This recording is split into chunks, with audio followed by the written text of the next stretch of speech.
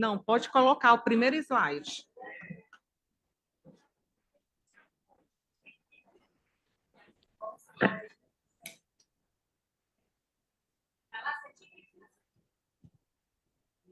Isso. Aqui, ó, Cris, ó.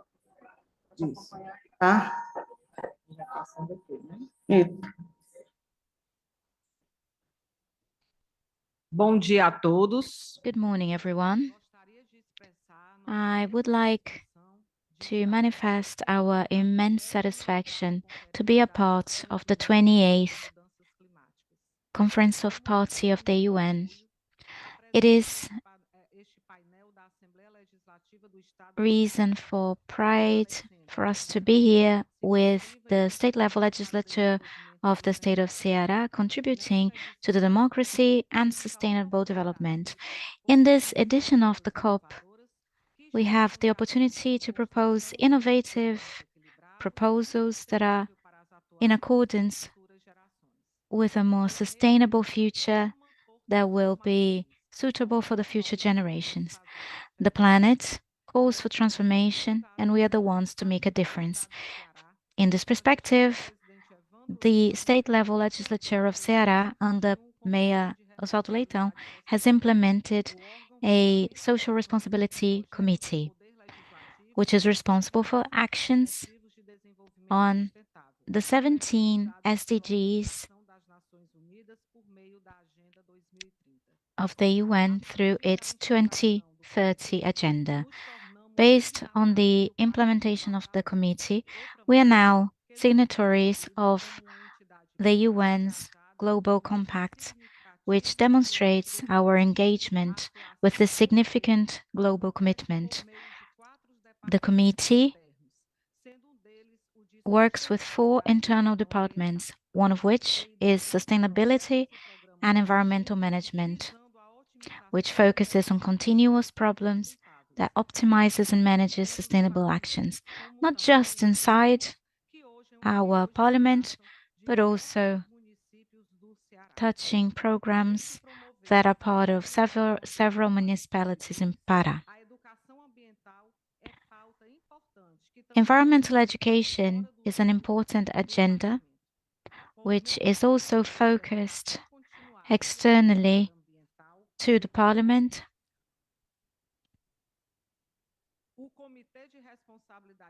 The Social Responsibility Committee has promoted a number of actions discussing and promoting relevant subjects with the civil society, public service, through workshops, and with support with the Higher Education School of Ceará, reaching more than 4,000 people and working on themes such as responsible consumption and production, dignified employment, economic growth, inequality reduction, and fight against climate change. We hope that this project can be taken to the entire state of Ceará to leverage climate change actions. We also highlight the creation of the Parliamentary Front for Renewable Energies, which is a commission above parties that aims at strengthening Ceará through the production of renewables and green hydrogen. The front guides the state actions seeking a sustainable energy transition that is also fair and focuses on reducing carbon emissions. As a product of this parliamentary front and aligned to the government of the state, we approved the 1800-459 law, which provides for the production of green hydrogen in the state of Ceará. Another important action is the Pact for Pecém, which aims at developing the Pecém industrial and exports harbor. And all of these projects are only possible due to a network of partners. And I could mention the sustainable network of the legislature, the Federation of Industries of the State of Ceará, the Federal University of Ceará, and the government of the state. And I would like to thank all of these partners for their participation and the efforts of the Governor Emmanuel de Freitas, helping Ceará go through a fair and sustainable transition. I hope that we can leave COP28 with agreements and inspiration that will guarantee this transformation. The future of the world is in our hands. I would like to offer the floor to the Honorable Governor of the State of Ceará. Good morning to you all. First of all, I would like to congratulate Cristiane Leitão, the First Lady of the Legislature, who has been carrying out important work from the social and environmental point of view.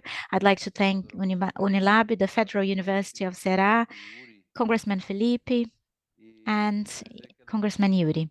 We agree on a lot in the legislature of Ceará, and we believe Ceará can contribute to the decarbonization of the planet.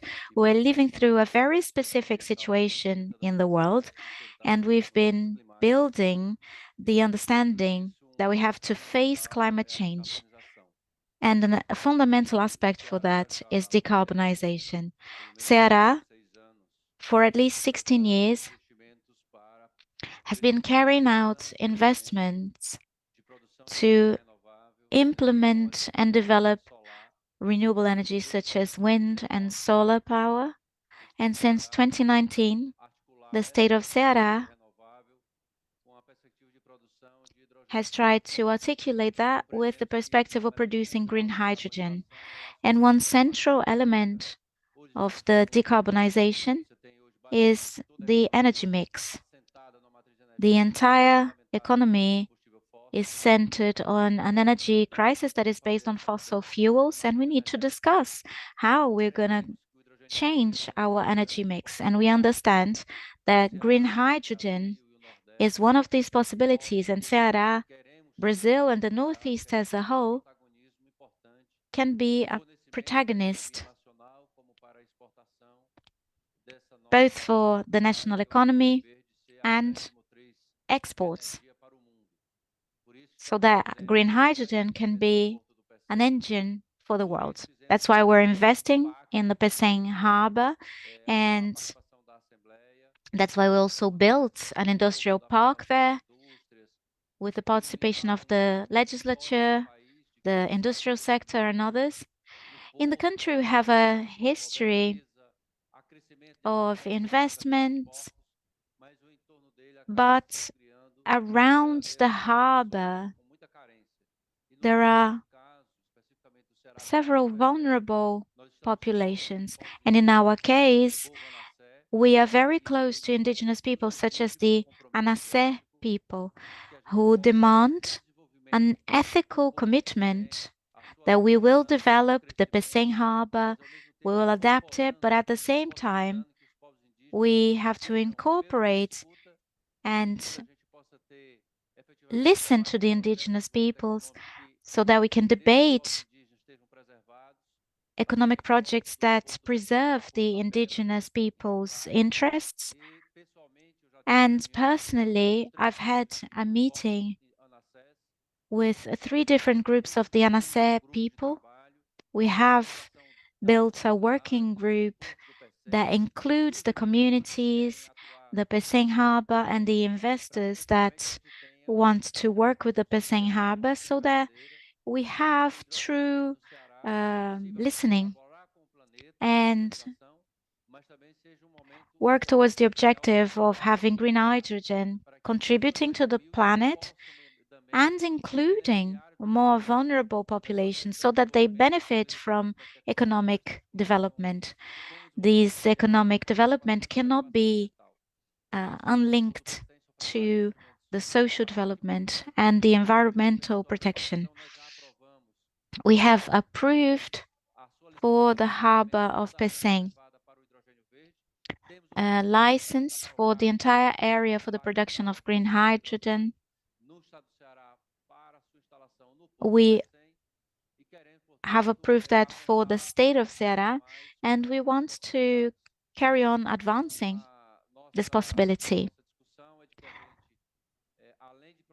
So beyond producing green hydrogen,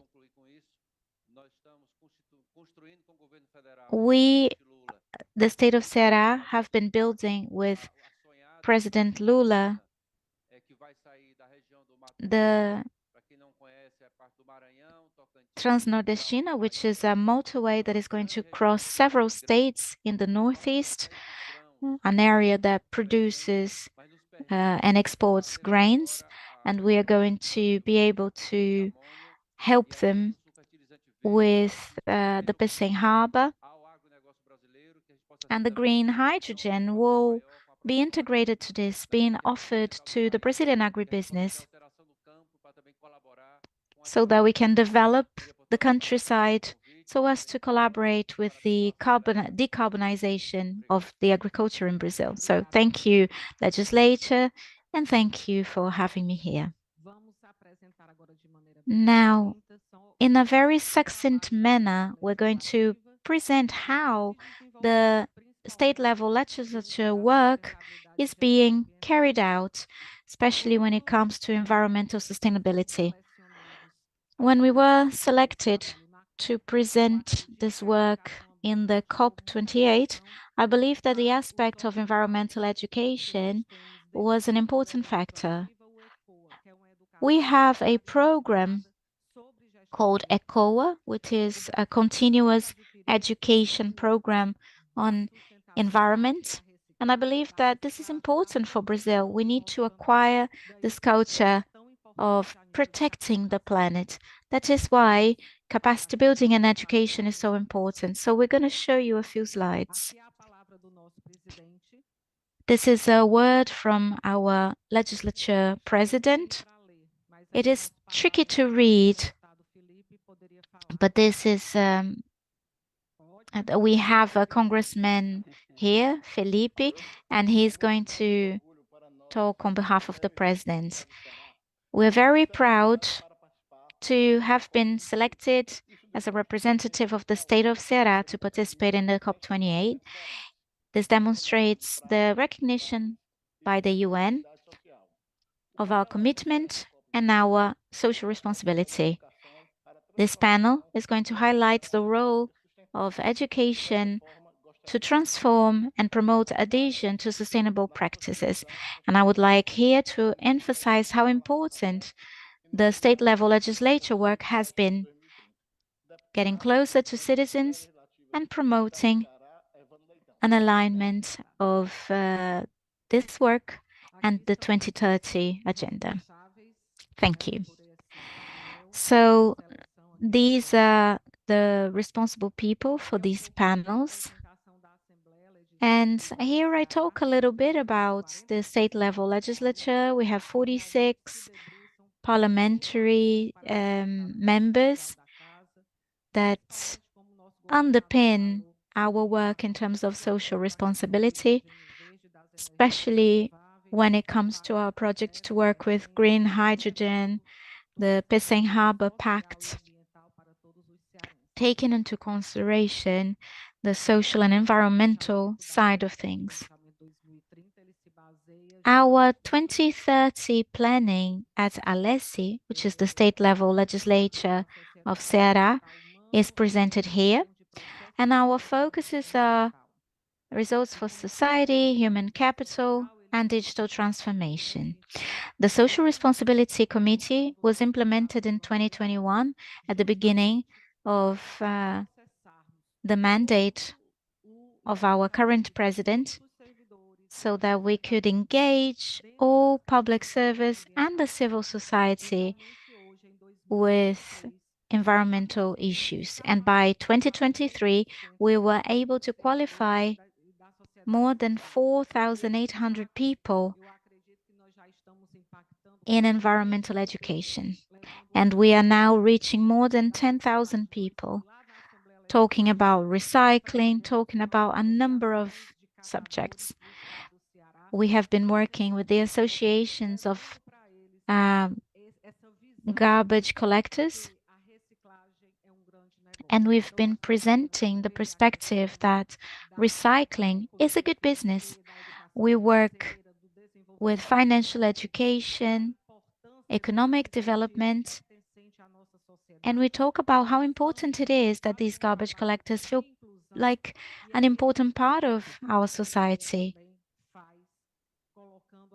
And these workshops provide inclusion, belonging, and balance to people, including social equality.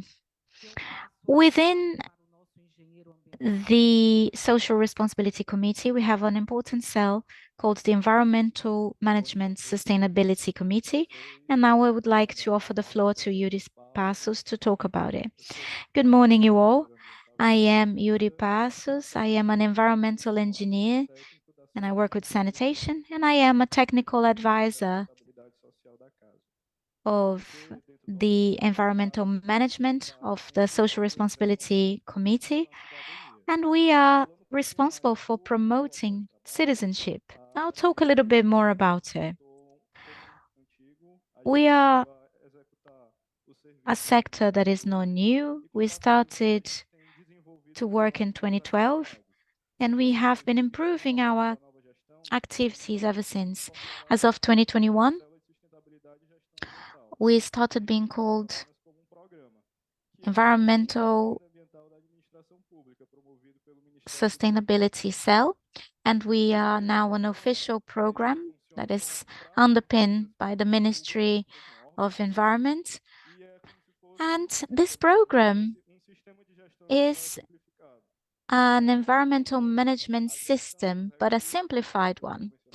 We promote natural resource management amongst public bodies. We promote sustainable procurement, well-being and quality of life in the work environment, and qualification and capacity building. Lydia is going to talk about this. And one of our pillars is the waste management. We have a specific sector called solid waste room. Our state level legislature is a little bit beyond what most legislatures do. We promote sustainable development that is within our strategic vision. And we also look after the citizens. We go above and beyond in our Department of Health and Social Assistance. So the legislature provides through that health services and education services. We have also been working with governance and waste management. We manage health waste, solid waste, and we have a good relationship with garbage collection communities. And we offer tenders to this public so that they can be an included part of the system. We now don't just collect solid waste, but we have also been providing education and capacity building to garbage collectors so as to help this community better look after their finances and the health and quality of life. Apart from that, we have been working on a project called Lixo Zero or Zero Waste. And through this program, we try to minimize our waste generation so as to reduce our impact and carbon footprint. This is an important point of our management, which is the education. Through the project, continuous education focused on the environment, we promote courses, some workshops, and blitzes in the sector.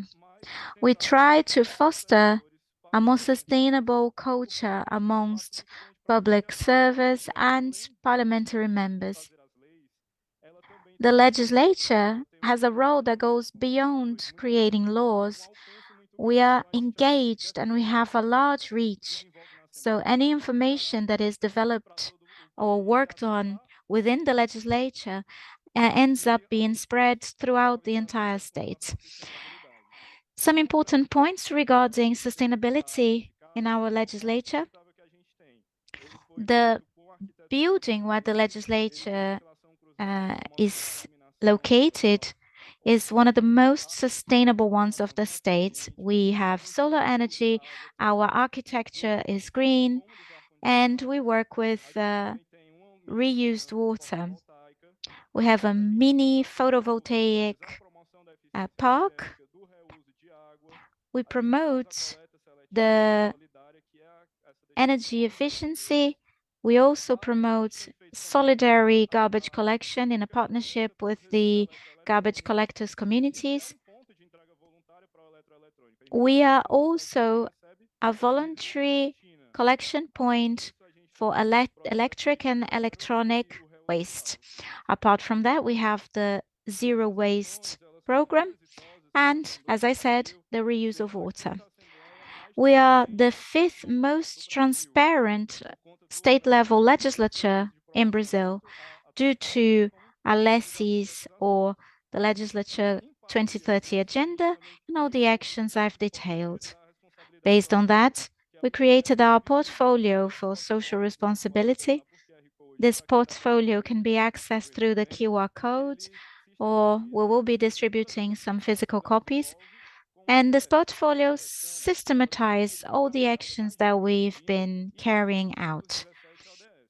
We are focused on the 2030 agenda and the 17 SDGs. Alessia Cidadã is another project, but I will offer the floor to Lydia now. Good morning, I'm Lydia Lourinho, and I am the director of the Higher School for Education in the state of Ceará. And we cross-sectionally participate in all the actions here presented. We go beyond educating the parliamentary members, and this new management has a perspective of breaking barriers of the school, barriers that allow us to reach, allow us to overcome obstacles and reach municipalities, offering education programs to all the cities in the state. As Yuri mentioned and Dr. Cristiana also mentioned, the ECOA project is a partnership with Unipasse, which is our higher education school. For these actions to actually have some impact, we needed to raise awareness. We needed to work on a cultural change in the institution. So we started working in the assembly, in the legislature, so that we could change postures, we could change habits, and then we can go beyond the legislature, reaching communities, reaching the civil society, so that we can also impact habits related to the environment, the climate, and these educational processes are very dynamic, going from the legislature to the society and back to the legislature. And we want to reach all 124 municipalities of Ceará.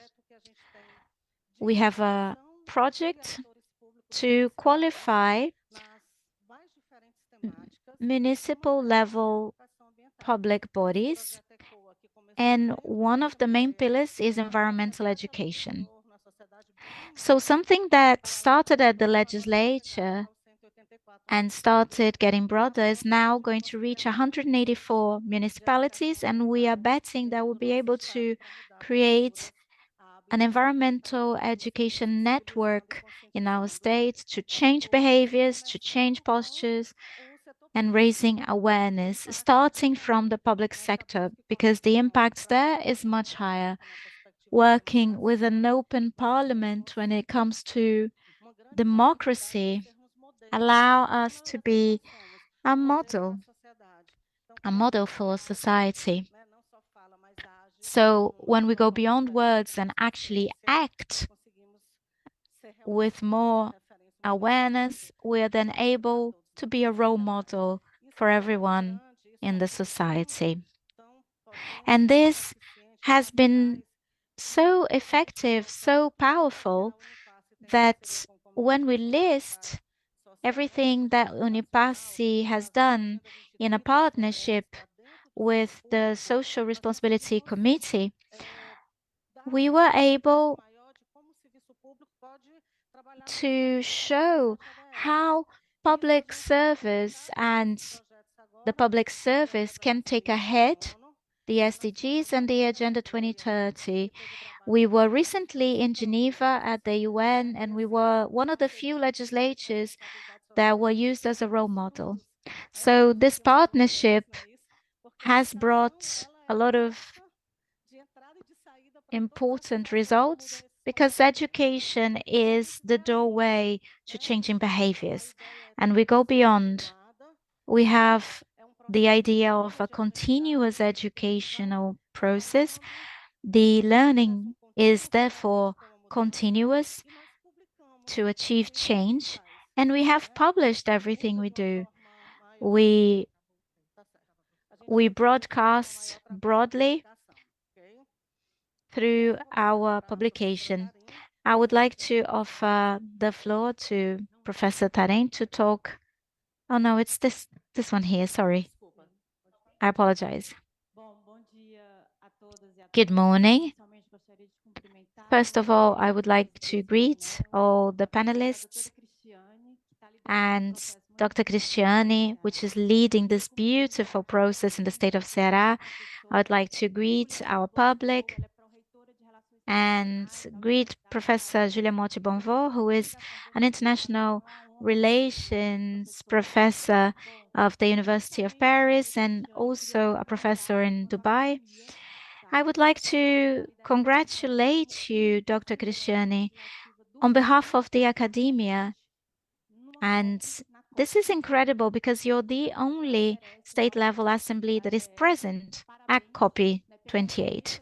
So you deserve congratulations for your leadership and for taking this ahead. This panel demonstrates your protagonism because you were able to align a triple helix, including academia, legislature, and executive power.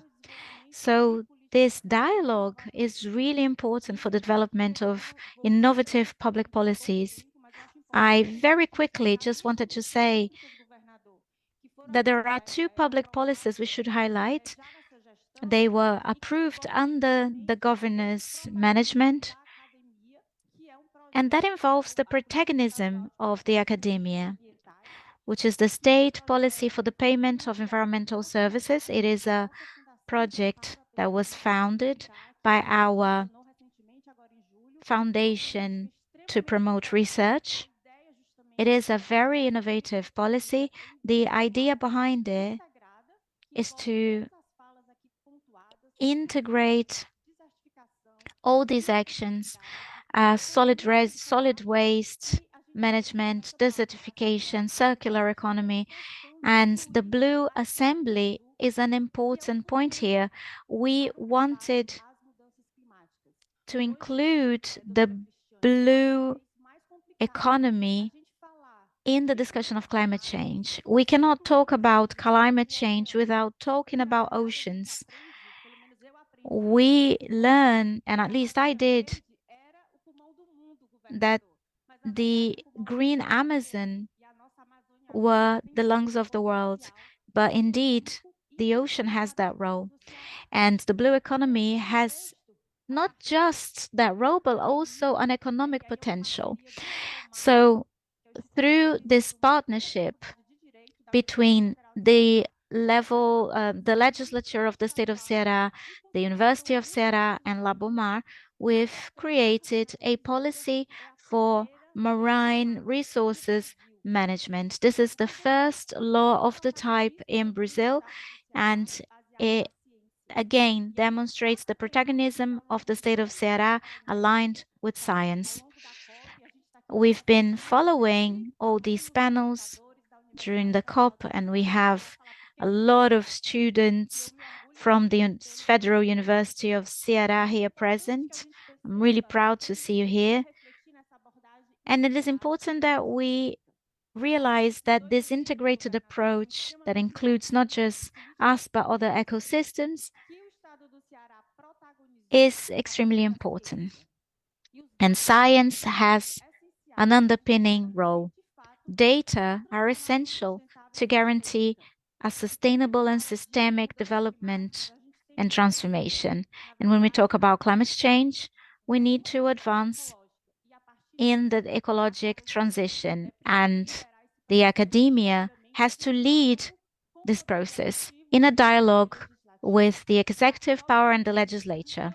Incluir nesse processo as comunidades vulneráveis, como o senhor muito bem falou, porque a gente não vai conseguir avançar, e aí é uma terceira agenda, numa transição energética que o Estado do Ceará também tem protagonizado, sem que seja uma transição justa e inclusiva. E quando eu falo inclusiva, é que a gente tem que pensar nas pessoas.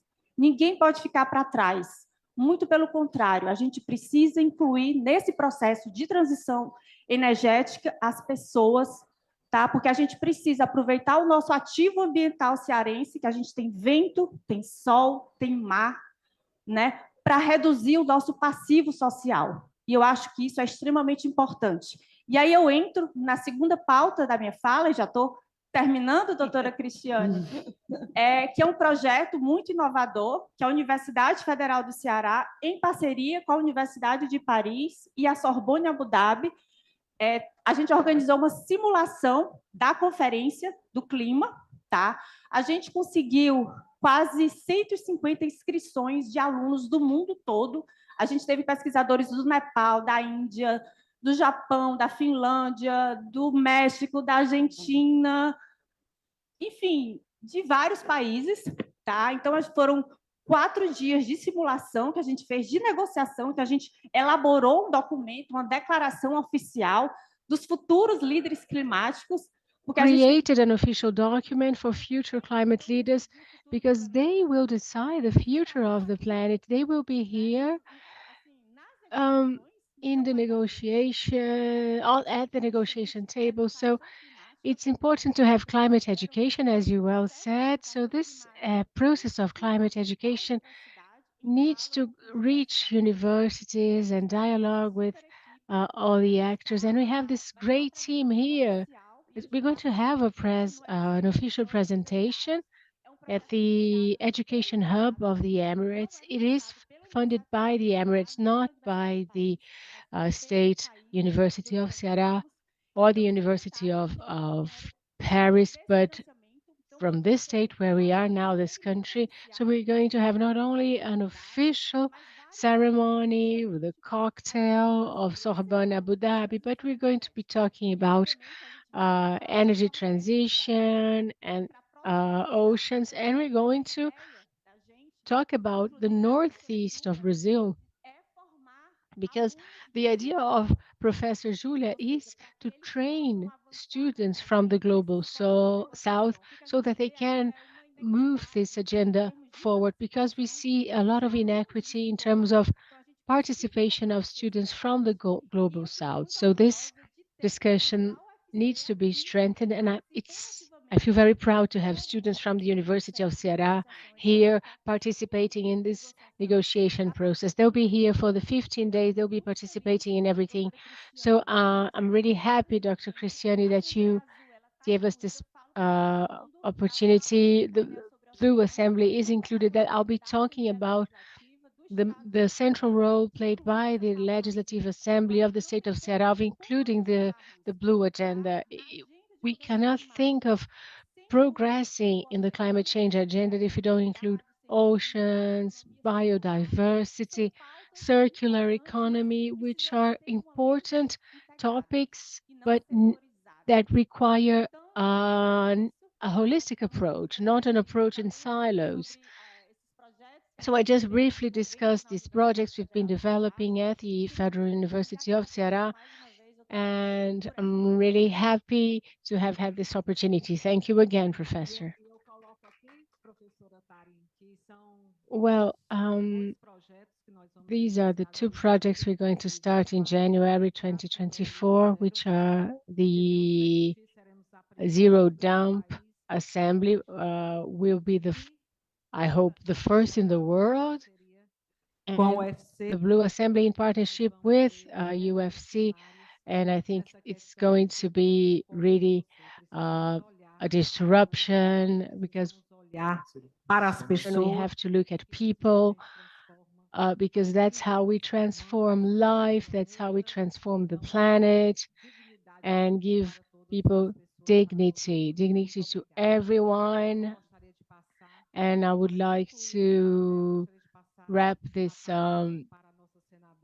to hand over to our um, Senator Augusta Preto, who's giving us support because today the Assembly is part of the Sustainable Senate, of the Sustainable Network of Senate. So the Assembly of the State of Ceará was one of the only in the world that is a part of this sustainable network, and we get all the support from the Federal Senate. Good morning, everyone. I noticed that we went over our time, but so I'm going to be very brief. Congratulations to Cristiane and all the team present here, everyone, professor, university, and the governor. But I've been following some initiatives, and I'm very proud of being a part of having been a part, rather, of this whole process of the assembly of creating many policies that leave the walls, go beyond the walls of the assembly, which means that the assembly is opening its doors and performing many actions, even regarding the environment. And this is very important. And I would like to say that, well, I believe students of the university probably know about some specific projects by the state government, and one is the aid to garbage collectors. And I see how important it is to have that, not only to helping people who need opportunities and to be included, but also from the environmental point of view, because the work they do is essential to our state and to our country. And we have also presented the same project, adapted so that we can ensure that we can take that to a national level, and I hope we can do that. It's an example of the state of Ceará being again a pioneer. And the other project is one that is geared towards the youth. So we have 10,000 young people involved in the project. We have our secretary who could give you more details about the project. But these two projects implemented by the state of Ceará, and there's another one, and I really admire the this project, and I really hope it can be developed, because as well as helping with the climate situation and you use this solar power, it helps people, low income populations, and give them opportunities. So it connects the agenda of renewable energies and giving people opportunity. So you have to have social inclusion with people who need it the most, and also environmental sustainability. So I'd like to thank you for the invitation. I know I went over my time, and we all did, but I'd like to say that even at the Senate, we have proposals that might help you with that agenda. Now there is even the possibility of having green hydrogen through a regulation and giving us incentives so that we can have green hydrogen in our country and in a way that is feasible, that could happen as quick as possible. So this would be very good to have tax incentives for that.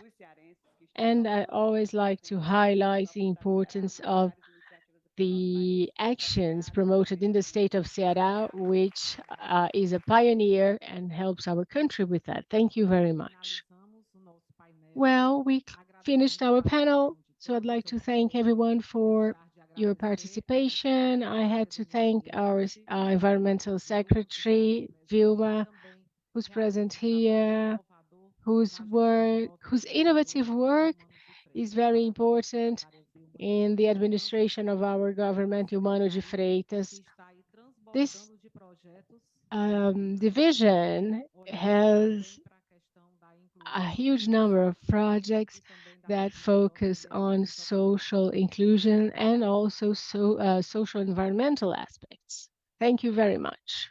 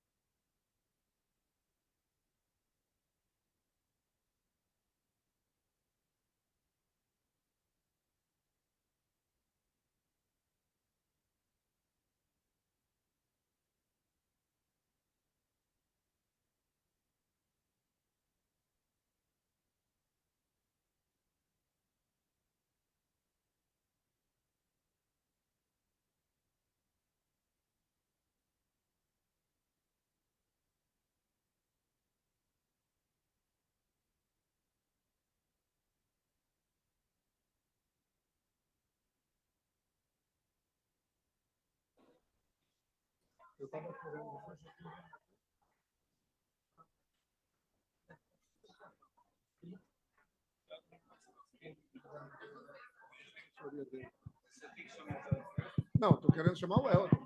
Sem o Helder eu não posso começar. O Rui vai embora. Ele está chegando.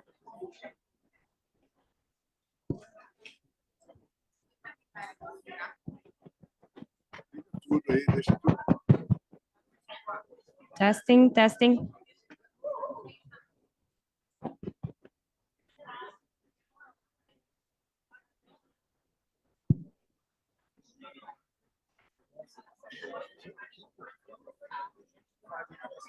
Não, vamos tentar. Deixa eu chegar os vereadores primeiro.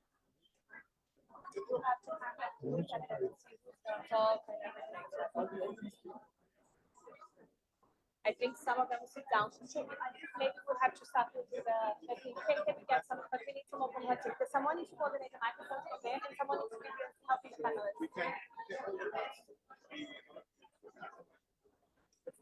Okay.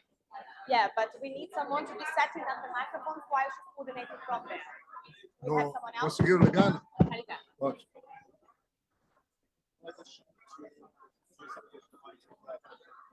Okay, she comes, but if anybody needs to speak in the meantime, she needs to run inside to go get the microphone. Okay.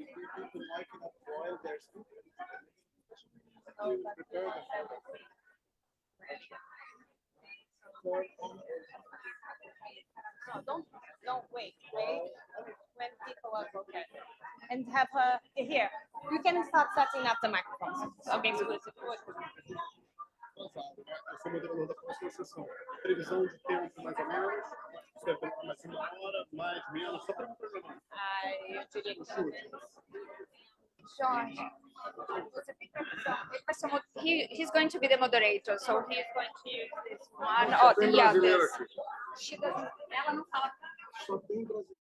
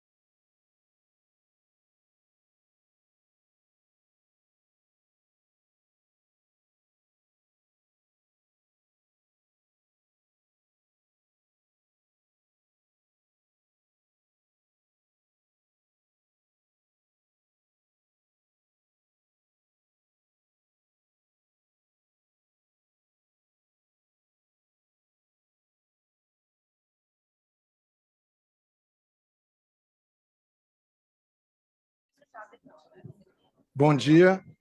Good morning. Bom dia a todos, todas. Good morning, everyone. How are you? I know things are a bit messy.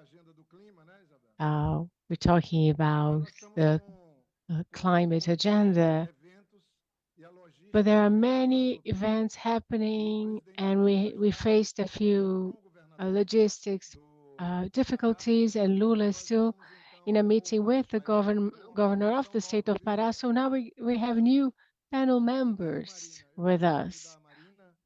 So I'd like to ask Marina to come here, and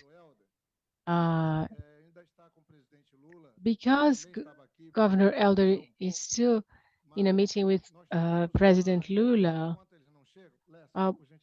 while we wait for them, my idea was because the next COP will be held in the Amazon, we could talk about how we can have a poverty-free Amazon, because we know that facing climate problems is very close to facing poverty. And I spoke to Minister Rui, and because we are so late, what we're going to do is we're going to hear some people talking about this topic, which is how we can work to progress and offer a better life to the 3 million people who live in the area of the Amazon. Maria Gross is a dear friend. She will be asking a few questions, and I'd like former Minister Isabella to come here to the front of the room. It's very nice to have you here, so please a round of applause to Isabella. And I'd also like to thank Congresswoman Celia for her presence here. She was very kind to attend the session. The president of the Amazon Bank, Ms. Lessa. We know that the situation the Amazon faces has a lot to do with credit models that we have been offering in the last 30, 40 years. And I think it's very important to have his presence here. And I will be sitting there now and give the floor to this dear comrade who mobilizes Brazilian business people who are aware of the situation long before other people did. And we who live in the Amazon will have the privilege of have a COP there when the planet is going through a very delicate moment. Maybe this edition of the COP will bring new advances. And now we have the presence of Marina and Isabella. And Isabella remembers the negotiations, the difficult times. You're young like me. And long before the Paris Agreement, we were involved in that already. And few people have the knowledge and the experience Isabella has. And right now, when we feel the effects of climate change, so much so that we are discussing damages and loss during this COP, and this is just the beginning. You're just scratching the surface because $400 million is far from enough. It's really bad to deal with losses.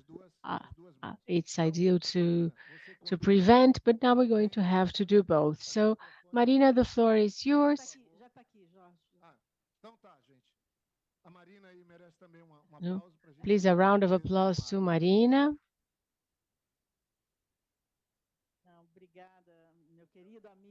Thank you, my dear friend.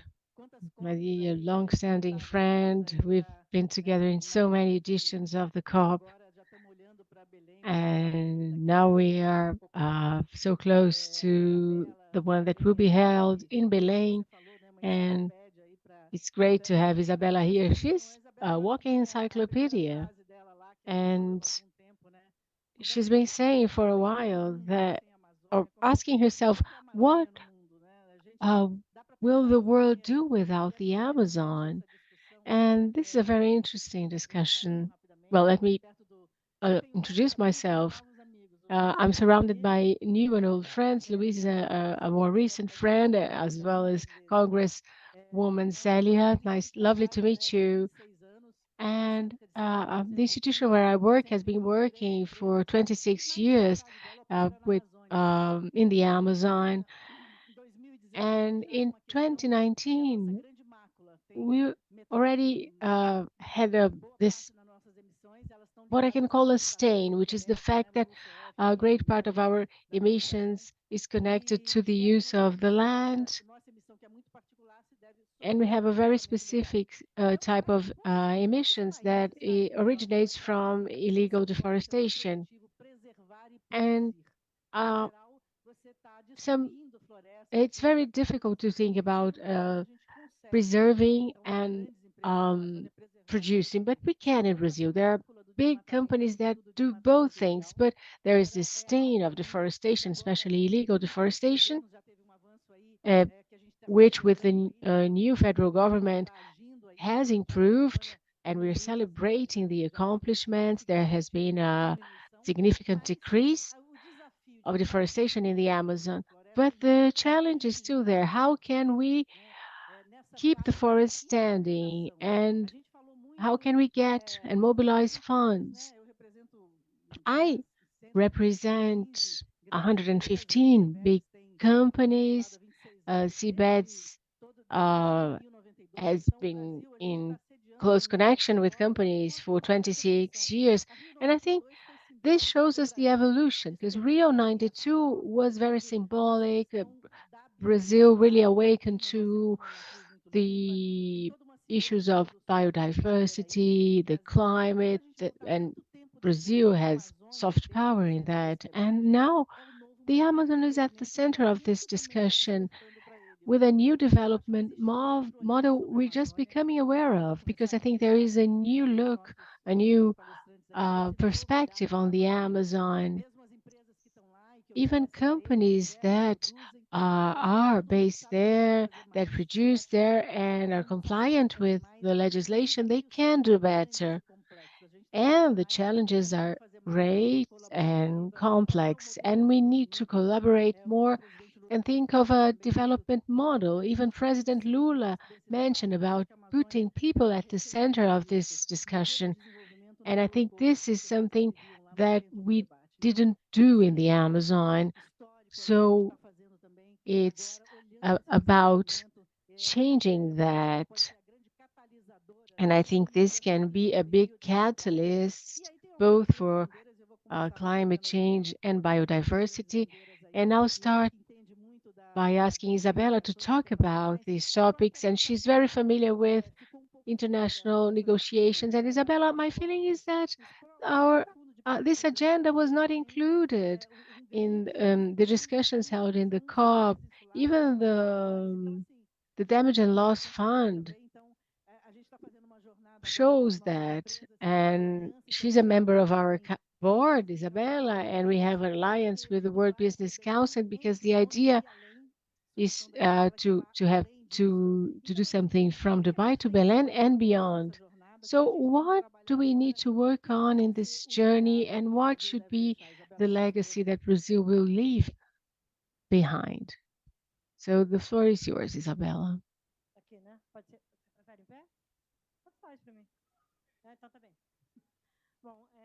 Well, good afternoon, everyone. I was listening to what you were saying, uh, and I seem to have become history, because people talk to me about legacy, and well, not an institution, but it's I want to talk about the future, and you talk about my past. It's unbelievable. George spoke about me with so much deference. He's going to bring back stuff from last century about me. No, I'm just joking.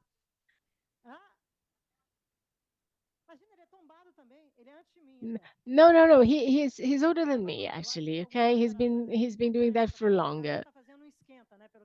But I think we're warming up while we wait for Elder to arrive. So okay, let's go and do this warm up. Okay, we're warming up. So there are some things that Brazil should pay attention to, and all of us should, about what's happening today, the fact that the next COP will be held in Brazil. Can everyone hear me? I have a severe jet lag. I was in South Africa, then went to Brussels and here.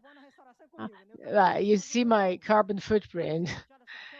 But we should observe some things and understand the current discussion we're having about that. There seem to be no short-term solutions available. We've been discussing this agenda for 30 years. Even the 100 billion initiative has been around for 15 years.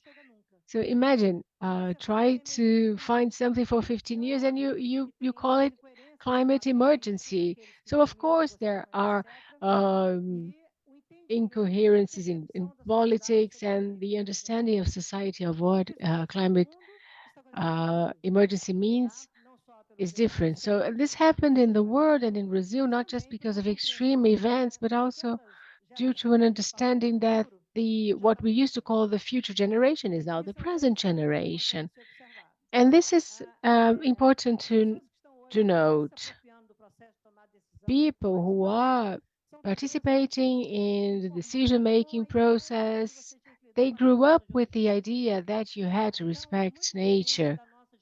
It's very different from our generation that um, became familiar with these issues. But today, in the world and now also in Brazil, this has a different dimension. And this makes a big difference when you talk about how to prepare a society to be leaders of this agenda.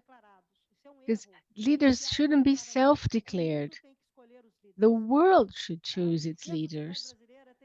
And Brazilian society should be ready to be chosen as a leading society. And its Brazilian society is filled with contradictions, and one of these contradictions is the understanding of the meaning of having the Amazon as part of Brazil. So, so yeah, I could close now, but we need to prevent any political De desenvolvimento são soluções que passam pela agenda climática. solutions in E o Brasil é um climate país agenda. Is we should be internacional.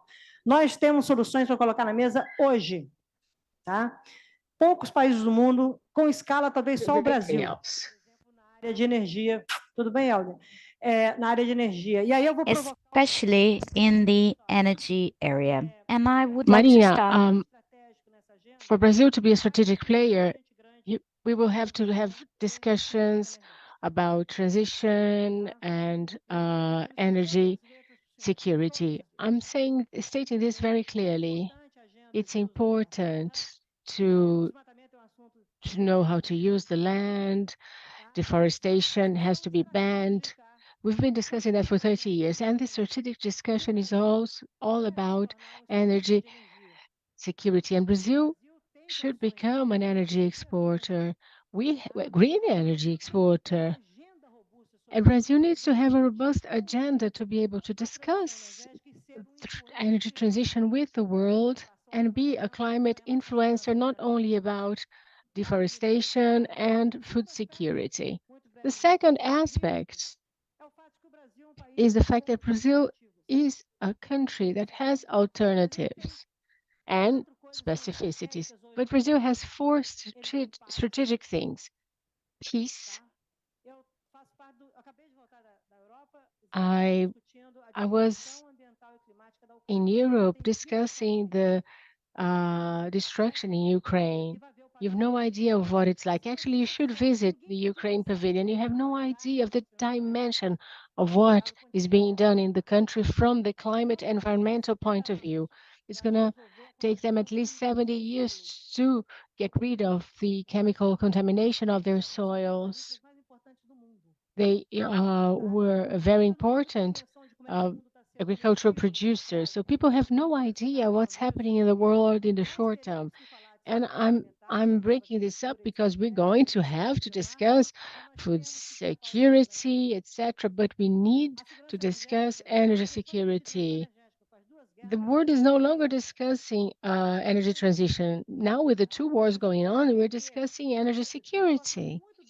And Brazil will have to have very well structured responses to that in order to be an international and national player for ecological transformation, as is the proposal here. So Brazil should embrace the whole of the climate agenda, not just pick and choose.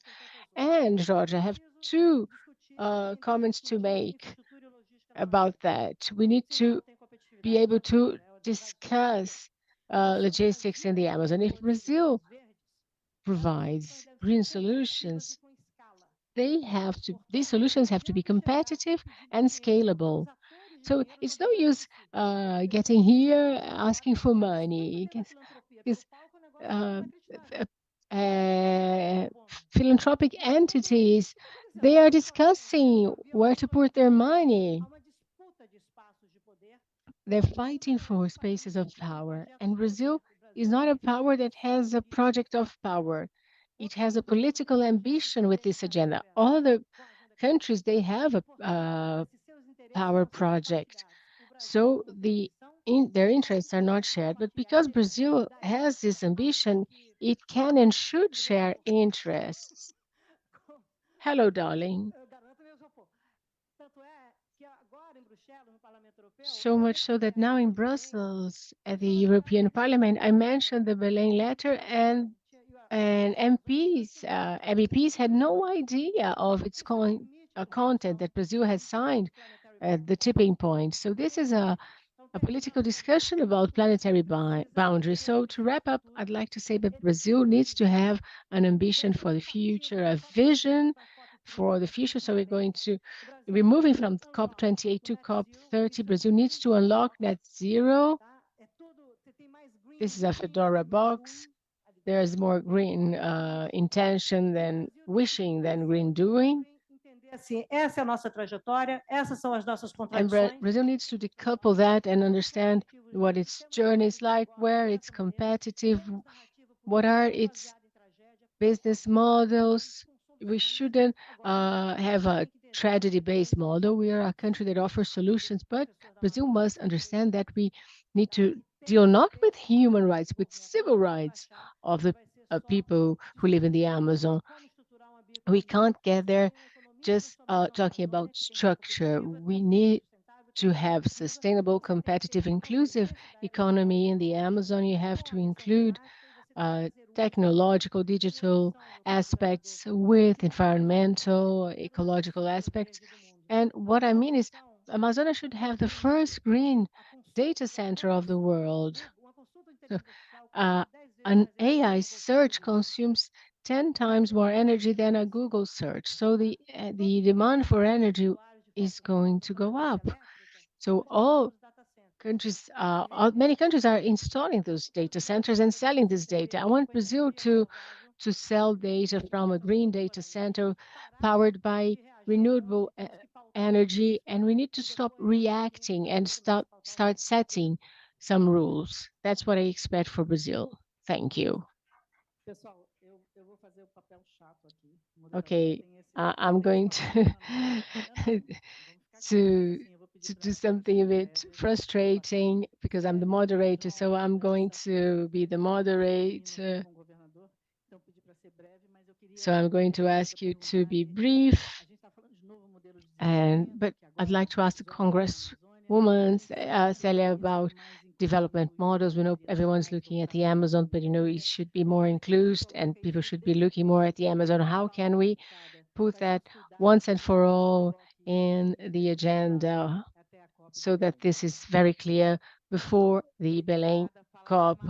Thank you. Talking about Amazon is something I like. Indigenous women love doing that. You have the secretary of the Amazon and the governor, and I am a congresswoman for the state of Minas Gerais, and I know all Brazilian biomes. I've visited 18 of its states, and I'm the first indigenous woman to be a president of the Commission for Traditional and Originary Peoples of the Amazon. I visited the state of Pará 4 times this year, and our dear Jorge Viana was the first governor of Acre that marked indigenous lands.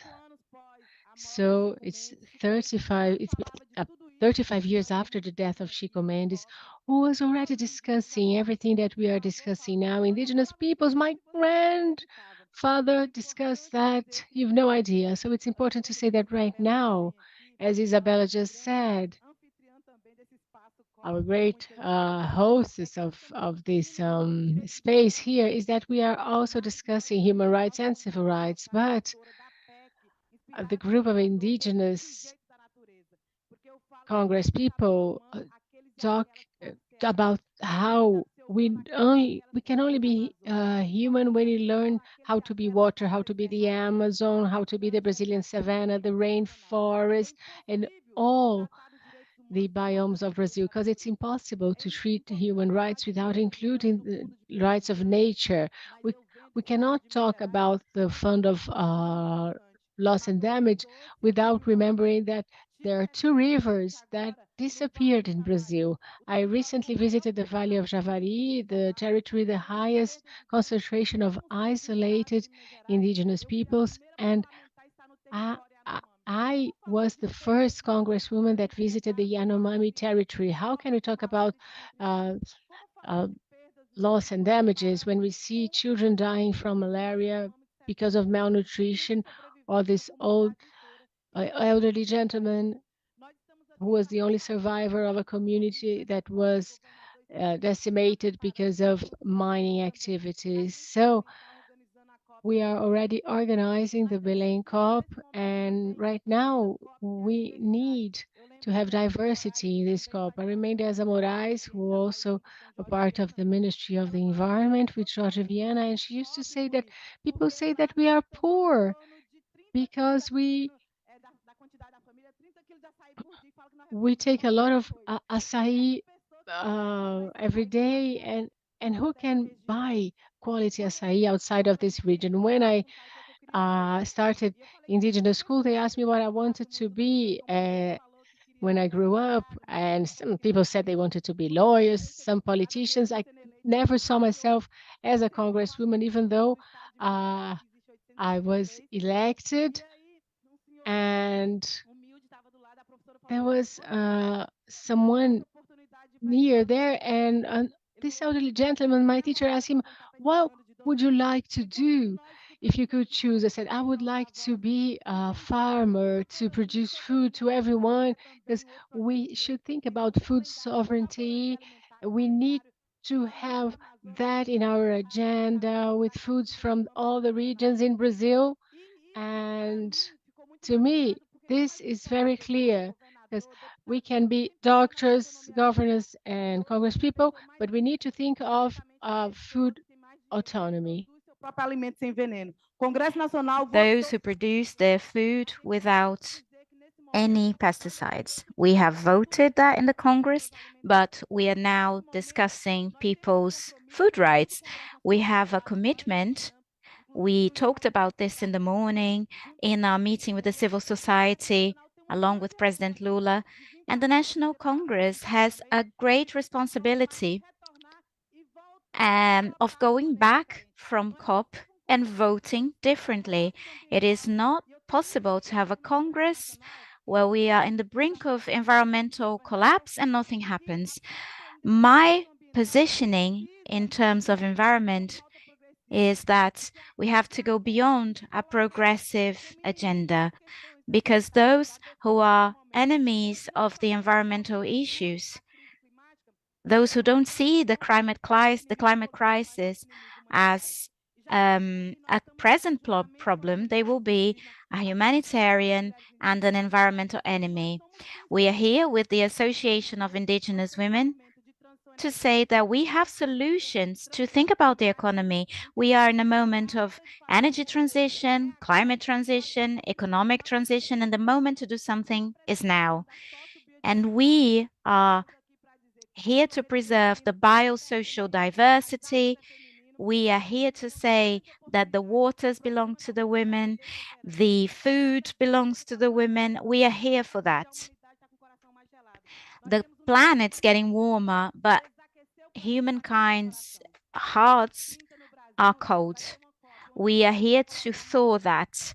COP30 in Brazil will focus on an intelligent economy as an economy that doesn't kill indigenous peoples. Thank you. Thank you very much, Congresswoman. Those who know COPs, you probably know that we are constantly improvising. This is how it works. So I said the governor was going to close, but he's got another commitment. So I'm going to offer the floor to the governor first. And I would like to listen to you. Before you arrived, I was saying that we are at Sebedis trying to articulate Dubai with Belém and beyond. There is a legacy that needs to be built in a robust manner, but with people in the center. So how can we do that? We were looking at environment, and there is not one thing without the other. Social biodiversity is a word that is being said a lot more. So how do we eradicate poverty using our environmental assets? How do we resolve our social liability with our environmental asset? Good afternoon, everyone. I'd like to first of all thank Jorge and thank all the team that organized this panel. It is an honor for me to be able to share this panel with so many qualified people and also rely on your presence here. I will make a brief comment because I will be in a panel with UNICEF that will be talking about involving young people in the environmental agenda. And the state of Pará has implemented in its educational agenda environmental education as an official subject for the public network of schools, because we understand that the new generation needs to be in touch with this knowledge, and this will be introduced to the schools. I also apologize for my delay because I was participating in a meeting with civil society along with President Lula. Just a quick comment. I would like to echo that has already been said. We have a very clear challenge. How can we ensure and guarantee the delivery of our climate ambitions while also reconciling with the social challenges we have in our region, and find a balance between the largest forest biome in the world with 29 million people who are still living in the margin of access to necessary services that guarantee quality of life. And when I talk about quality of life, I also include indigenous people, Quilombola people, and also people in the cities, riparian communities, extractivist communities, a mosaic of people who inhabit the forest. And this is our challenge.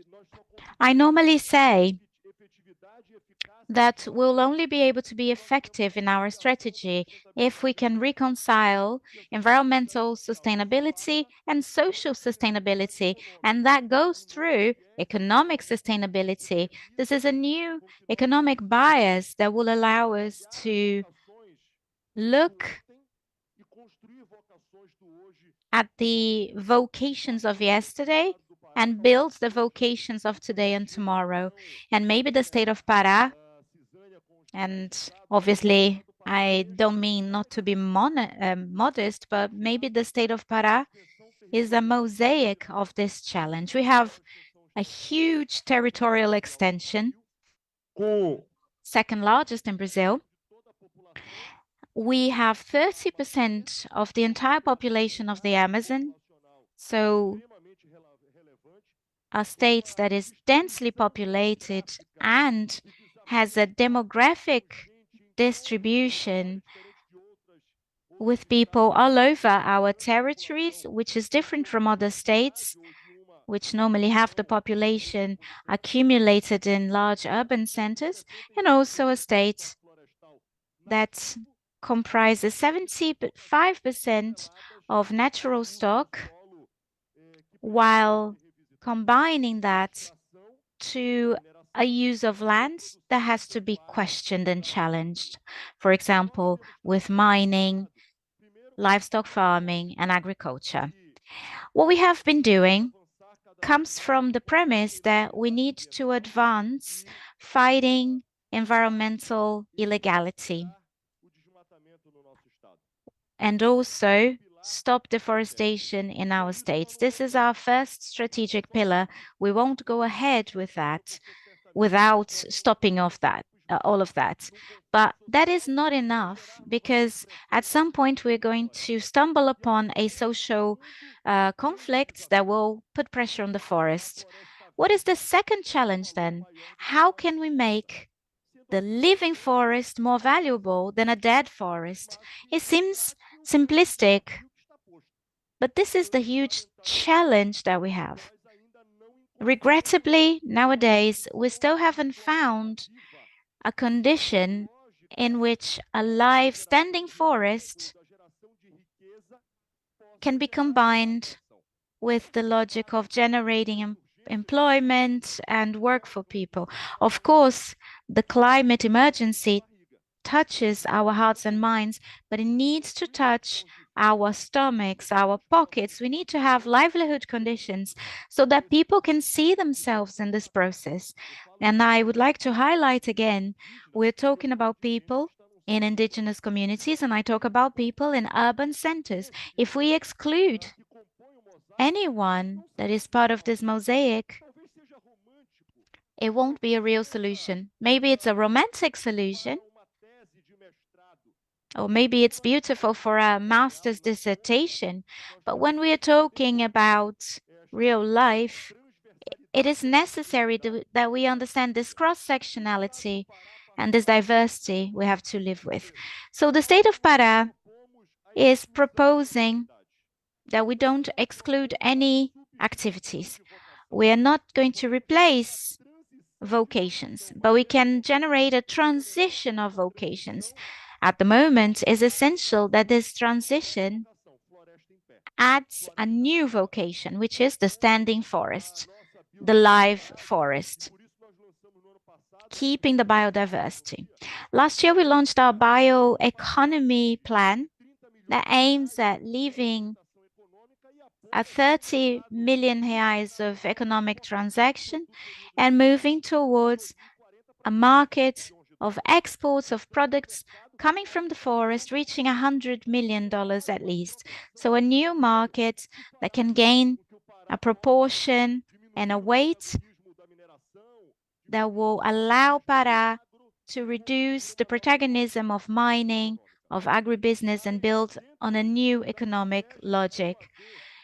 Within the strategy of avoiding incompatibility, we have been seeking a way to attract activities that go towards this new vocation. We are the second largest livestock herd in Brazil with 26 million heads of cattle. And of course, livestock farming represents a challenge on how to stop deforestation while we continue to produce. Yesterday, we signed 2 agreements, one with JBS and one with Fund Bezos of 124 million reais to have traceability of 100% of the livestock in Pará. It will be the first case in Brazil. 100% of our livestock will be traceable. And why is that? So that we can guarantee the integrity of the animal production chain, so that the meat industry, which is one of the largest in the world and has to comply with the environmental norms and guarantee the traceability, well, you will be able to use Pará in order to leverage this process, in order to broaden this agenda. We'll only be able to carry on selling our livestock, our meat, if we are able to show that the origins of this product complies with an environmental and sustainable agenda. And I know that this will be good for producers. My dear Jorge, when a producer adheres to a process like this, they won't be able to sell just to the butchers that pays a low price for the meat, but they will also be able to sell to the international market, which guarantees an added value. So it's a win-win in this process of producing with sustainability. We are very strongly motivated to leverage financing for bioeconomy so that we can ensure that this new market can have gains in scale. I've provoked Baza and I said we need a bold plan for bioeconomy with subsidized fees, differentiated deadlines since there are higher risks. It's a new business. It is a business that is being is in an experimental phase. We are one of the few states that has a public bank, for instance, and 400 million in dividends that the bank was supposed to pay to the state government were used in order to multiply a guarantor fund that will leverage bioeconomy. And we will carry on a number of other agendas. We have been working with a logic of reforestation. Today, we're going to be launching the state's reforestation plan. It's a bold plan. By 2040, Pará will be able to restore 7.5 million hectares, which is a great deal of the Brazilian goals. And Isabella has a long time been able to point that out. So Pará considers that the restoration agenda can also be a new strategy that will allow anthropized areas to be regenerated so that we can open new markets in terms of carbon captures.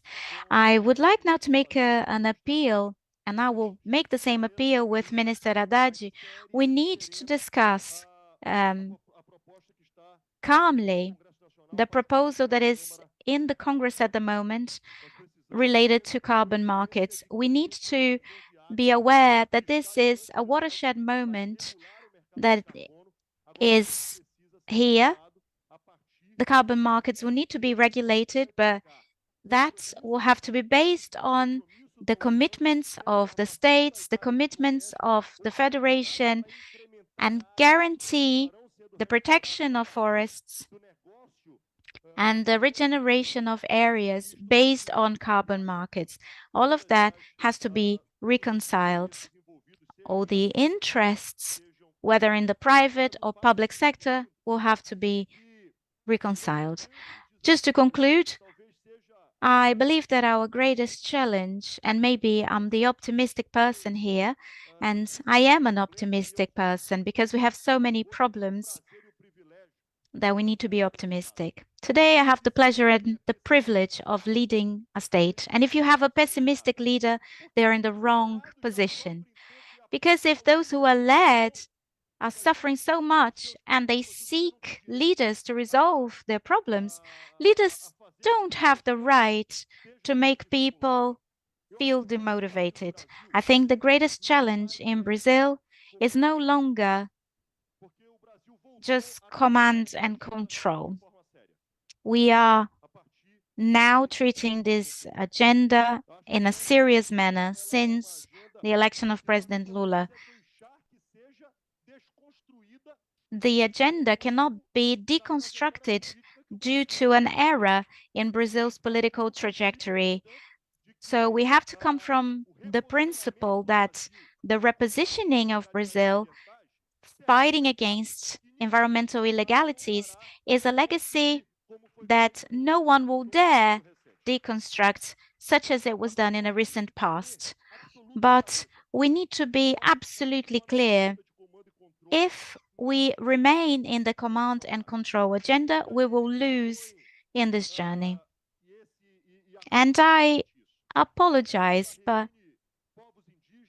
the copy will allow for this. It gathers indigenous people, science, academia, the market, people who are here because they are curious and they want to understand what we're living through. And of course, governors, environmentalists. I am a governor and I have the obligation to look at all of this cross-sectionally, like a general practitioner. I cannot be sequestrated by a unique agenda. I need to understand the interests of all of those that live in an environment such as the state of Pará. We need to have clarity because we'll only have success in the environmental agenda if we are able to build a social and economic agenda. And this is what this panel talks about. When we talk about an Amazon without poverty and a sustainable Amazon, I hope that through PECs, through BASA, through national and state governments and the National Congress, guarantee that everything that is being dreamed becomes an action, becomes reality. And just to close, we have a unique opportunity. The world is focused on the Amazon. And this time it is different. Over the years, the world has focused on the Amazon just to point the finger at us. But the COP is now making this an opportunity. The forest and the global south can be protagonists, can be the solution for the climate urgency, not just with responsibilities, but also bringing solutions, implementing actions that will allow the involvement of Brazilians with solutions that can be sustainable, building this new vocation, which is the standing live forest for the world. So success to you all, and please count on us in the state of Pará. We are very dedicated, and I'm sure we'll have the most extraordinary COP of all times. We, of course, don't want to compare ourselves with Dubai.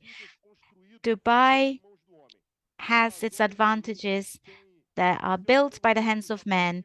Amazon and Belém were built by the hands of God. And we have the obligation of keeping up. So congratulations and thank you. Thank you very much. Thank you, Governor.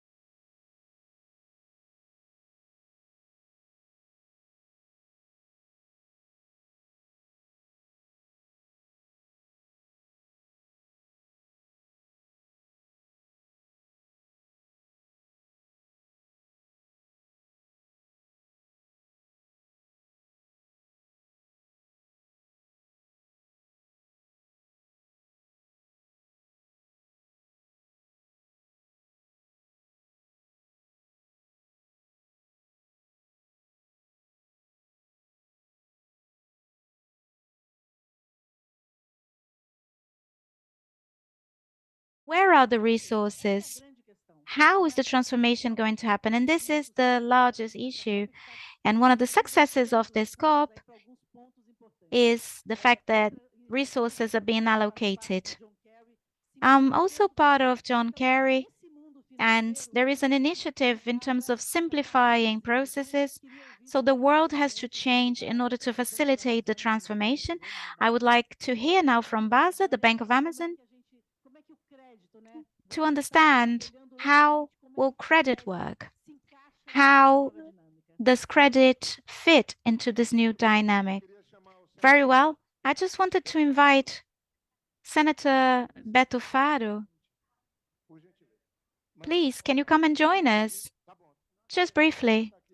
You can sit over here.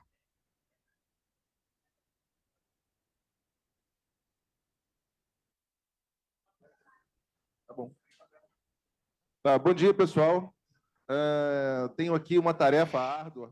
Good morning, everyone. I have a difficult task, which is to talk after the governor. The governor has a very broad vision of all the discussions that we're having here. And I'd like to talk about how credit works in this picture. Credit is responsible for the amalgamation between environmental sustainability, social sustainability, and poverty reduction in the region. So we can analyze credit from a number of different aspects. Bottom up, we can consider the micro, the small businesses, and we have to develop a solution of microcredit that is adaptable for the region. We have the Florescer project that has covered about 52,000 families in the area with more than 1.5 billion reais. But we have to go beyond, because the logistics to reach someone that is in a riparian community or someone who is in the Vale do Javari, it's very difficult to reach those people and offer our microcredit solutions. We're not just talking about credit here. We need to make this resource sustainable, to teach people to use the resource best way possible, so that the dream that they had when they took credit can become a reality. In the banking world, credit that is misused becomes delinquency, and that's a nightmare. So people who use microcredit, they rely on their taxpayer number, and they need to have that clean. So we have been working not just to provide credit to all areas of the Amazon, but also to teach people how to use this credit. Top down, we need to look at the infrastructure problems of the region. The Amazon region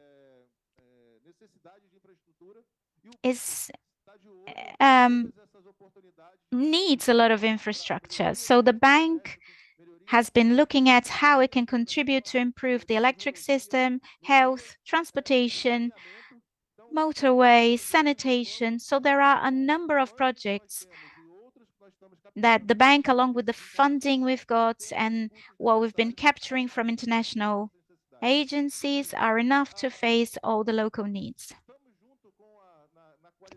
We are together in the Green Coalition with another 17 banks that are not just Brazilian banks, but banks that are part of the Latin America Amazon, so that we can share solutions between countries and we are able to build innovative solutions to provide for the Amazon population.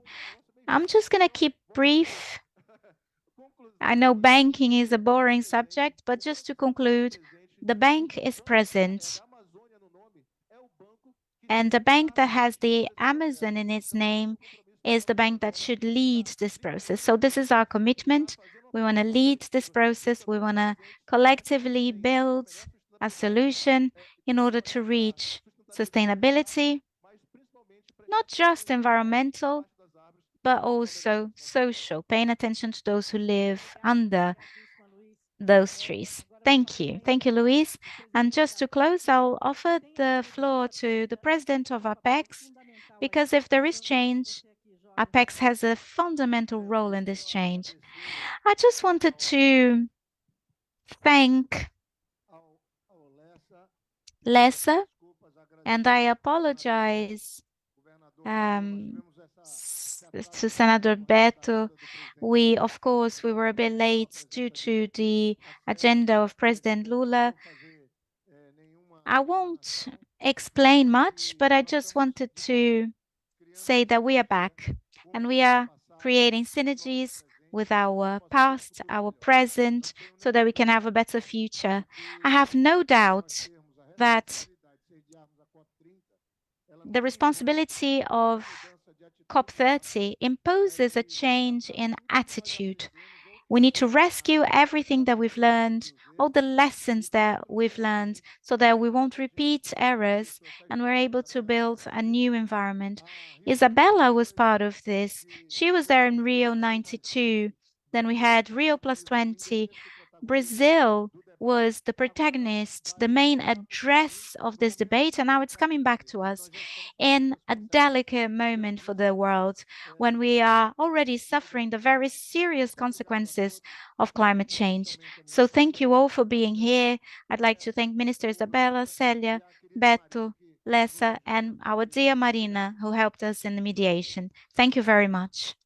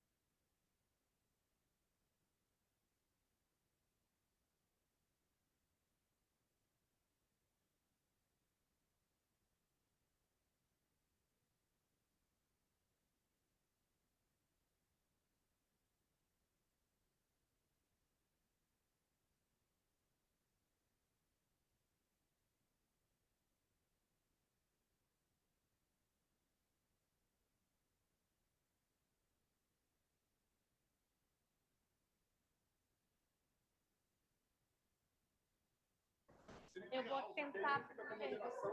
Quem que vai fazer a moderação? Porque às vezes deixa você com o fixo enquanto a moderação. One thing, just him the moderator, not the one who left. Because we don't have two hands luckily. So you see, right, just.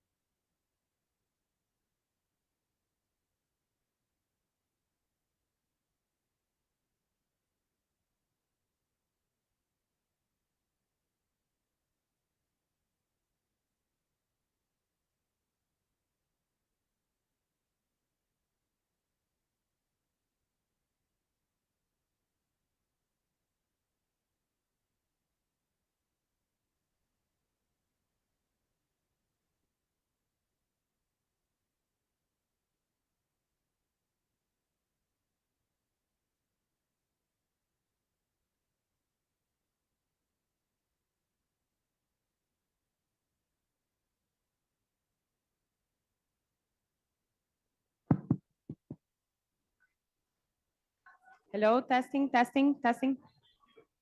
Então, é isso que passa.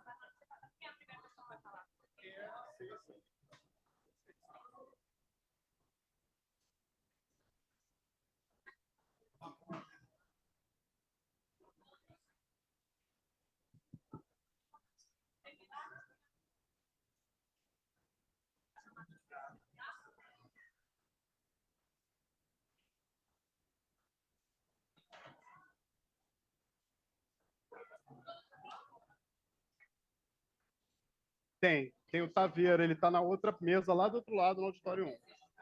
Eu acho que sim, pode, por mim. Claro, por mim pode ser. Você pode já ficar com esse microfone, que aí eu te passo. Bom, tudo certo. Podemos? Vamos lá?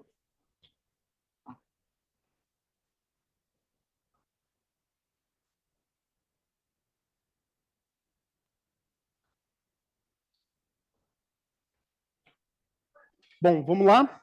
Começar? Well, let's get started. Good afternoon. Well, actually, good morning. Maybe I'm Miguel Moraes. I'm the Senior Director of Programs at Conservation International. It's a pleasure and an honor to be here and be the moderator of this panel. And even though Brazil has 20% of the biodiversity of the planet, we haven't been able to turn that comparative advantage into a competitive advantage. There's a lot missing: investment, public policies, governance, many things that we need to do to get there. We know that historical challenges of underdevelopment represent a barrier, and we need to overcome many challenges ahead. So the idea is that during this panel, we'll be discussing how public power can act in creating public policies geared towards adding value to forest products. So it's in order to discuss that we have Camila Miranda, who works with the Secretary of Environment and Sustainability of the State of Pará, Seita Tagari, Secretary of environmental and indigenous management in indigenous lands. There's Eduardo Taveira, who's in the panel next door, but will be soon joining us. He's the environmental secretary of the state of Amazon, Roberto Vaz, uh, also secretary of the Amazons, and Sonia Gerdau, secretary of public policies for climate change. Thank you for being here. So I'd like to start from you, Cesar. We've been having important discussions about bioeconomy, and I think one thing that became clear is that there is no one single bioeconomy. There are different ways of looking at the topic, and often when we discuss bioeconomy, the difficulty to access markets appears as the main barrier. But this um, leaves me with an ethical question. That's where I would like to start our discussion from. If we look at the market and we want to ensure access to market and we adjust our practices to adapt to the market requirements, isn't that imposing a cultural change and forcing people who live in the forest to change their own culture and the way they relate to nature? How can we ensure access to markets and meeting demands of the market without this leading to cultural erosion or to changes in the culture of forest dwelling peoples? Good morning. It's very early in Brazil, so it's definitely good morning there. So what I would say is that, first of all, regarding indigenous peoples and their traditions, it's important to become aware of what the Brazilian legislation states in that respect. So even though we have comprehensive legislation for indigenous peoples, you have also a UN declaration about indigenous lands, but there's a huge lack of knowledge of indigenous peoples, their productions, and the way they manage their territory. So I'd like to briefly tell you a story. Even though people are not aware of the legislation in Brazil and as a country and in regions, we don't know the national, regional of management of lands, of indigenous lands. And this is important because it was based on the knowledge of indigenous peoples in the different regions of the country. In Brazil and the world, many people think about what Amazon has to offer in terms of biodiversity, but we leave out other biomes. We have the rainforest, the Brazilian savanna, and other biomes. And this policy, they show how all biomes are important, and this includes the presence of indigenous peoples that have been living in these areas for centuries. So these policies really put into practice Convention 169 because they really spoke to indigenous peoples and established 7 axes. So one aspect is that the indigenous peoples need to have protected lands, demarcated lands, so it includes land protection and monitoring, protecting bodies of water, and also recovering degraded areas. Because our reality in the Northeast is that indigenous lands are not completely protected and demarcated.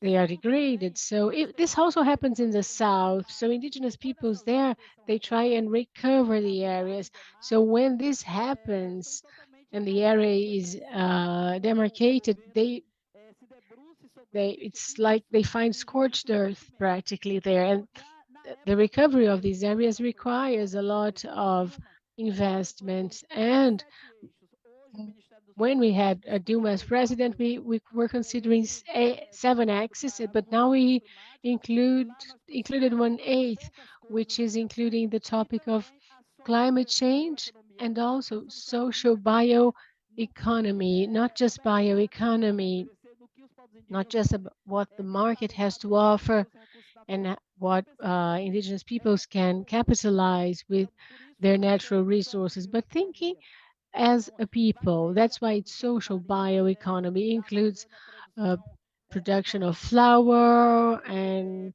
collecting nuts and pricing this product. It's also important to emphasize the fact that the traditional knowledges of indigenous peoples, for example, producing flour, is not just producing flour for the sake of producing it.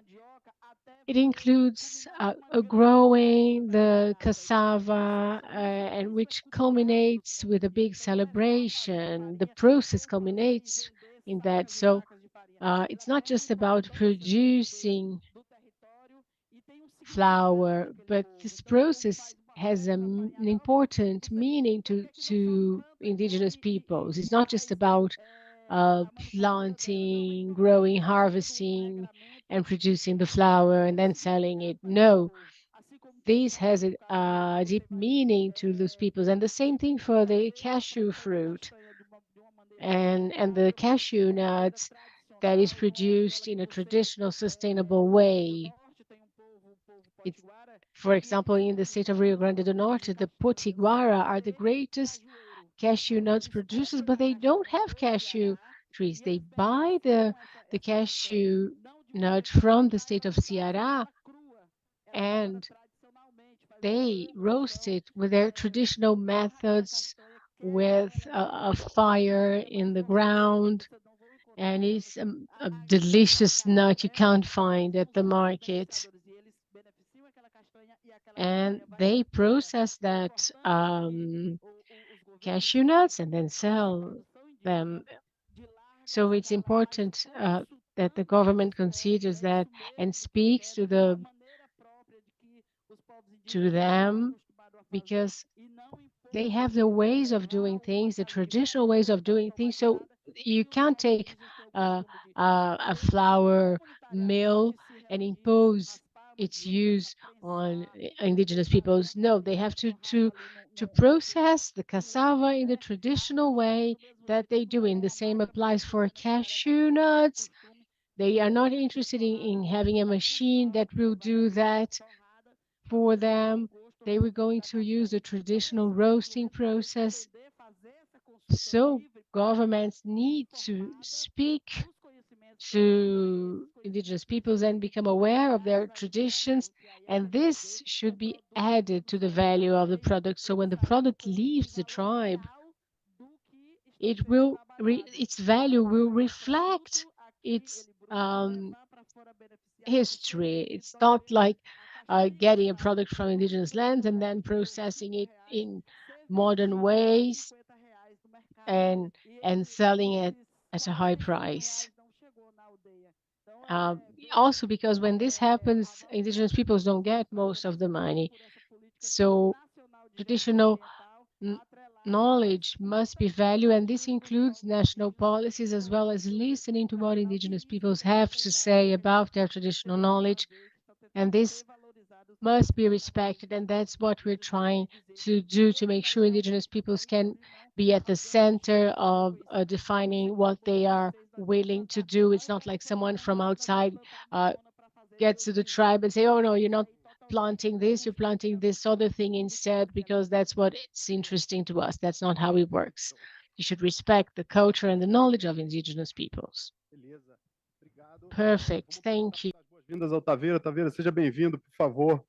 Taveira has just arrived. Welcome, Taveira. We knew you were in the next room. We saved a seat for you. We were discussing a bit of the ethical aspects of how we can foster bioeconomy without this leading to cultural erosion. So we talked about valuing habits and livelihoods. So that's why I'd like to hand over to Roberto, because that bioeconomies are transformation factors of markets, but they can be used to exclude people as well. People who do not own certain knowledges are sometimes left out. So I think we should talk about updating regulations, organizing industry policies. Of course, this is all dependent on the public sector, but the private sector plays an important role there, not just because of capital, but also because of applied research, which I think is a practice that companies are very good at doing and has not been expanded to other areas. So can we think about pre-competitive arrangements that include important players from the private sector to that joint effort, or is it dreaming too big or an illusion to think that could be possible?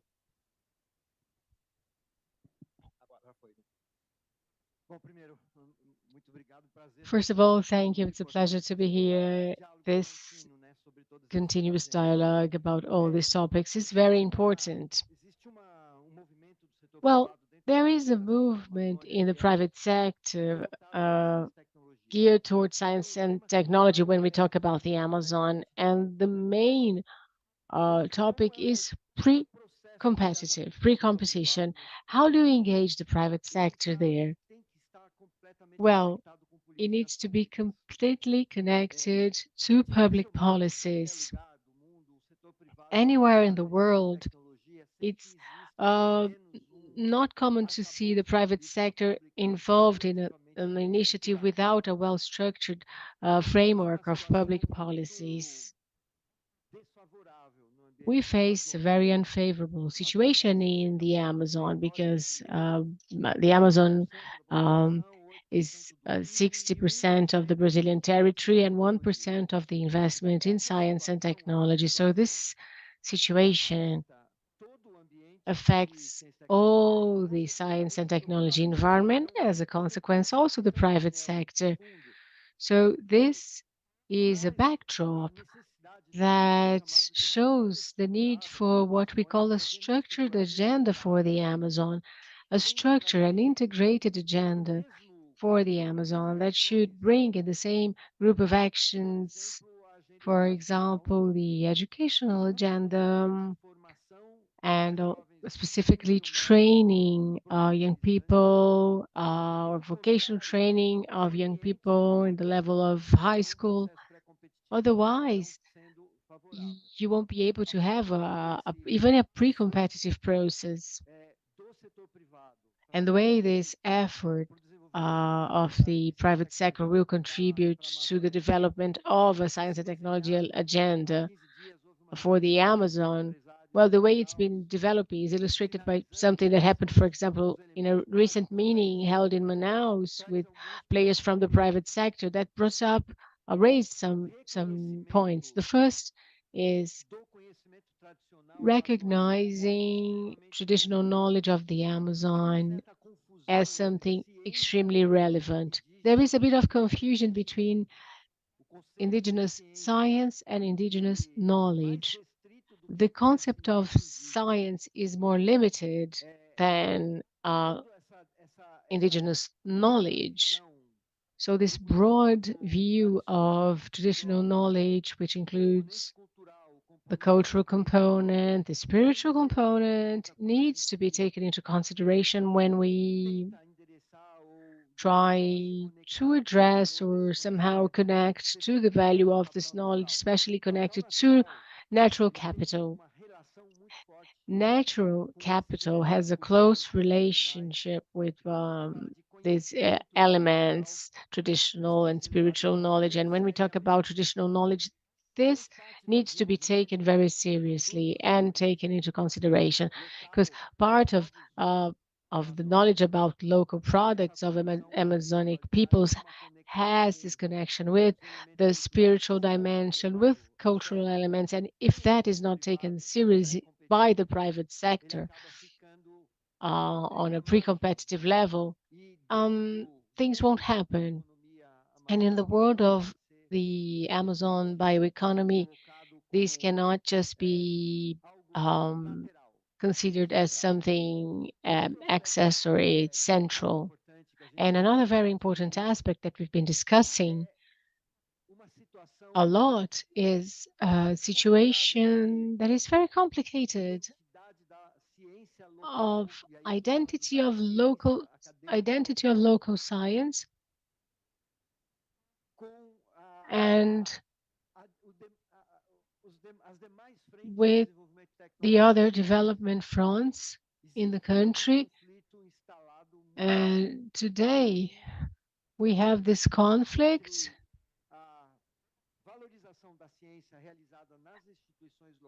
in valuing science that is developed in local institutions versus what happens in the rest of Brazil. And this conflict is not good and it's not attractive to the private sector.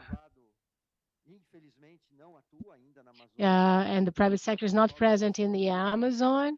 E essa é uma das discussões que a gente tem tido. Como a gente, de alguma forma, traz uma melhor. So the idea is to see how we can somehow create a better combination of local traditional science that is extremely important with the rest of national science, and especially with international science.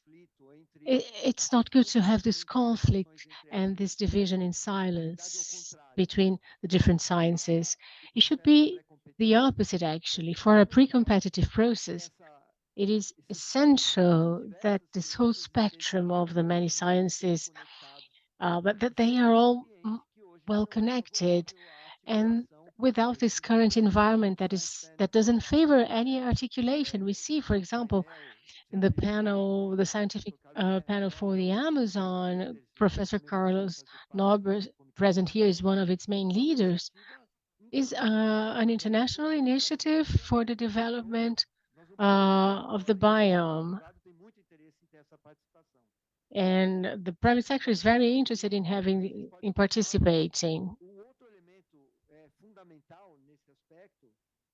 É o que a gente chama da ciência e tecnologia orientada por missões. This is what we call science and technology guided by mission. This is indicated by what doesn't need to be backed by resources. For example, ethanol, agribusiness, the development of the forest industry, the pulp and paper industry, those were guided by public policies and missions for science and technology. What is the focus on science and technology according to the theme? This is a central element for us to engage the private sector in this process. And we can continue in a minute. Pegar esse ponto e queria passar para Sonja. I wanted to pass the floor to Sonja, because when we talk about bioeconomy, we talk about the role of the governments and the markets.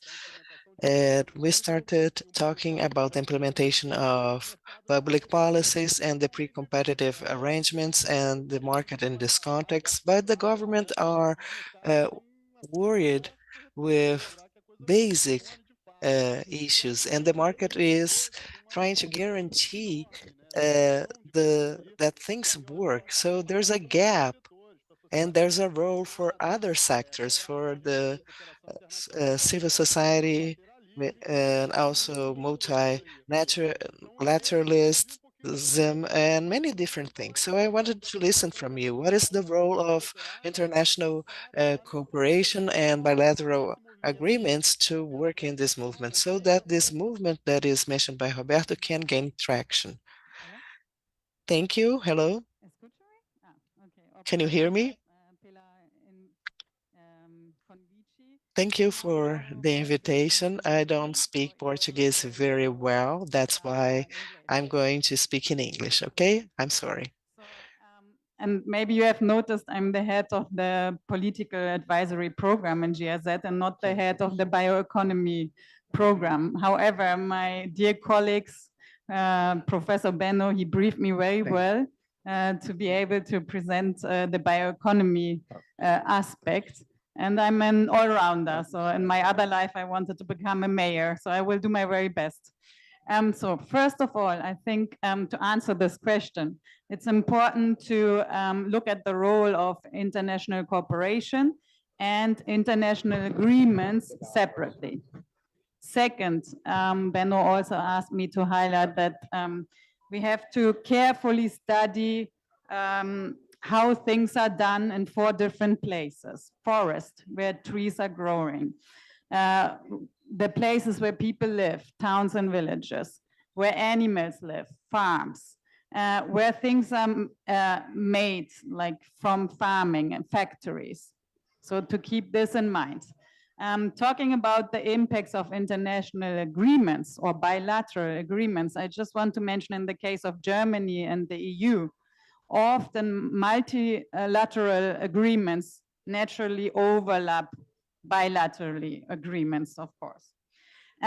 Legal regulations like the Supply Chain Act or the Act for Deforestation-Free Supply Chains, as well as negotiated environment regulations in the trade agreements like the Mercosur, have very heavy impacts on big companies being involved in the value chain directly or indirectly of products for export, right? So what we observed in Brazil is that many private sector are very interested, at the same time very concerned with these regulations, right? And they are talking about how can they meet these new requirements. Yet while these regulations improve transparency for the supply chain, they also foster compliance with the labor laws and environmental regulations. At the same time, they also tend to disadvantage, or again, the disadvantaged groups, right? Because they don't have access to, or it's a lot of bureaucracy as well. They don't have that access, that knowledge to these standards, and therefore they miss out again on these very financially attractive markets. I think we have heard about this already. And despite all these efforts, which also these regulations might target it to, there's another reality that the global trade mainly still consists of non-sustainable products. And actually that overshadows the role of the sustainable produced bioeconomy products. And as well, to mention that many times these bilateral agreements, they see bioeconomy as another economy component rather than as an alternative to actually make this paradigm shift in global trade. So we see that as well. So coming, I think, against this background, I think the international and the bilateral cooperation, it doesn't make sense for them to invest public funds in actors who are producing in an unsustainable land use system and making high profits, because these actors should be able to invest themselves to meet regulation requirements and actually gain eventually even much higher benefits and more sustainable benefits. So I think the role of international cooperation and bilateral cooperation should be focused on marginalized groups like indigenous and traditional communities, but also small farmers. In, for instance, the forest area, but also small farmers in a settlement context, they could diversify, help support diversify the supply, the diversification of their production systems, but also in getting more diverse value creation. And I think we have heard about this also already. And this is a good place for international cooperation and bilateral cooperation to contribute. I think central also to our cooperation is that to create an institutionalized capacity development, capacity and know-how for these bioeconomy products and for all actors along the chain. So starting with the producers, cooperatives, traders, bank employees, and also government officials. This is, I think, where we can make the greatest impact as a bilateral cooperation. And of course, also financial cooperation. So I'm from GIZ, we are for the technical cooperation, and there's KfW, for instance, from Germany, who does financial cooperation, which is very important to invest in infrastructure, capacity, rural advice, and processing and marketing. So, but very crucial is to look into not the classical financial instruments, but rather for instruments which really the local communities can benefit directly to place the financial support in, directly towards their needs and requirements. I think that's what bilateral cooperation can contribute, and we are very happy to be active and partners in this bioeconomy programs.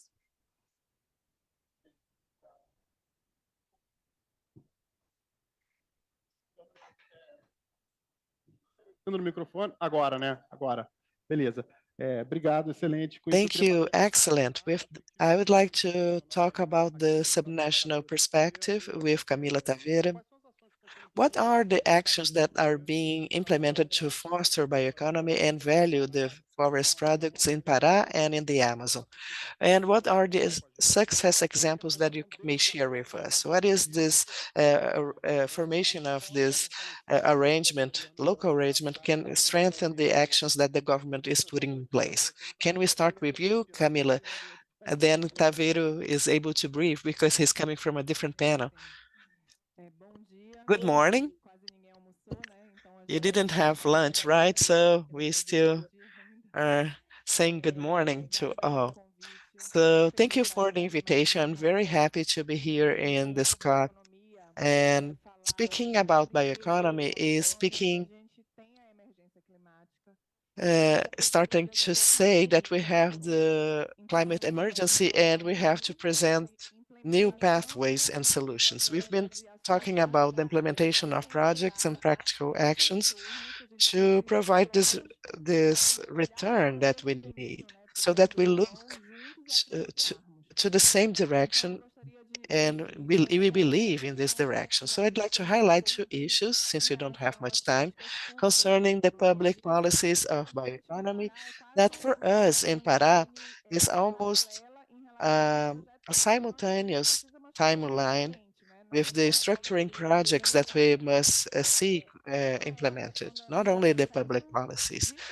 One is the process of building the public policies, a multi-sector one, so that we can listen and can learn to listen. Our Secretary of Indigenous People is here, and she was a leader before. And we've been stating in a clear way that is no shame for the government to show their vulnerabilities when we as government are listening to learn the different sectors. So I believe this is a stance where we say that the public policy can be revisited and can learn with the pathway.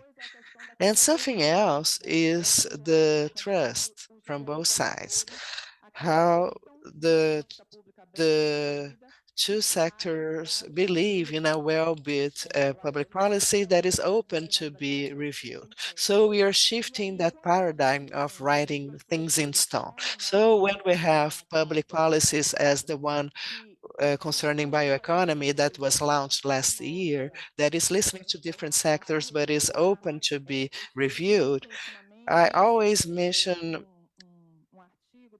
an article of Professor Saulo Kozlovsky that talked about this puzzle.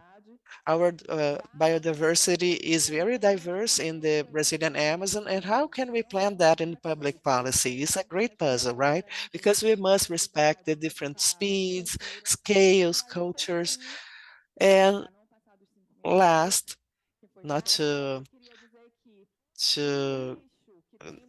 to be late, an axis of bioeconomy that is the cultural inheritance and genetic inheritance, that is what is intangible, the respect towards the knowledge from the forest.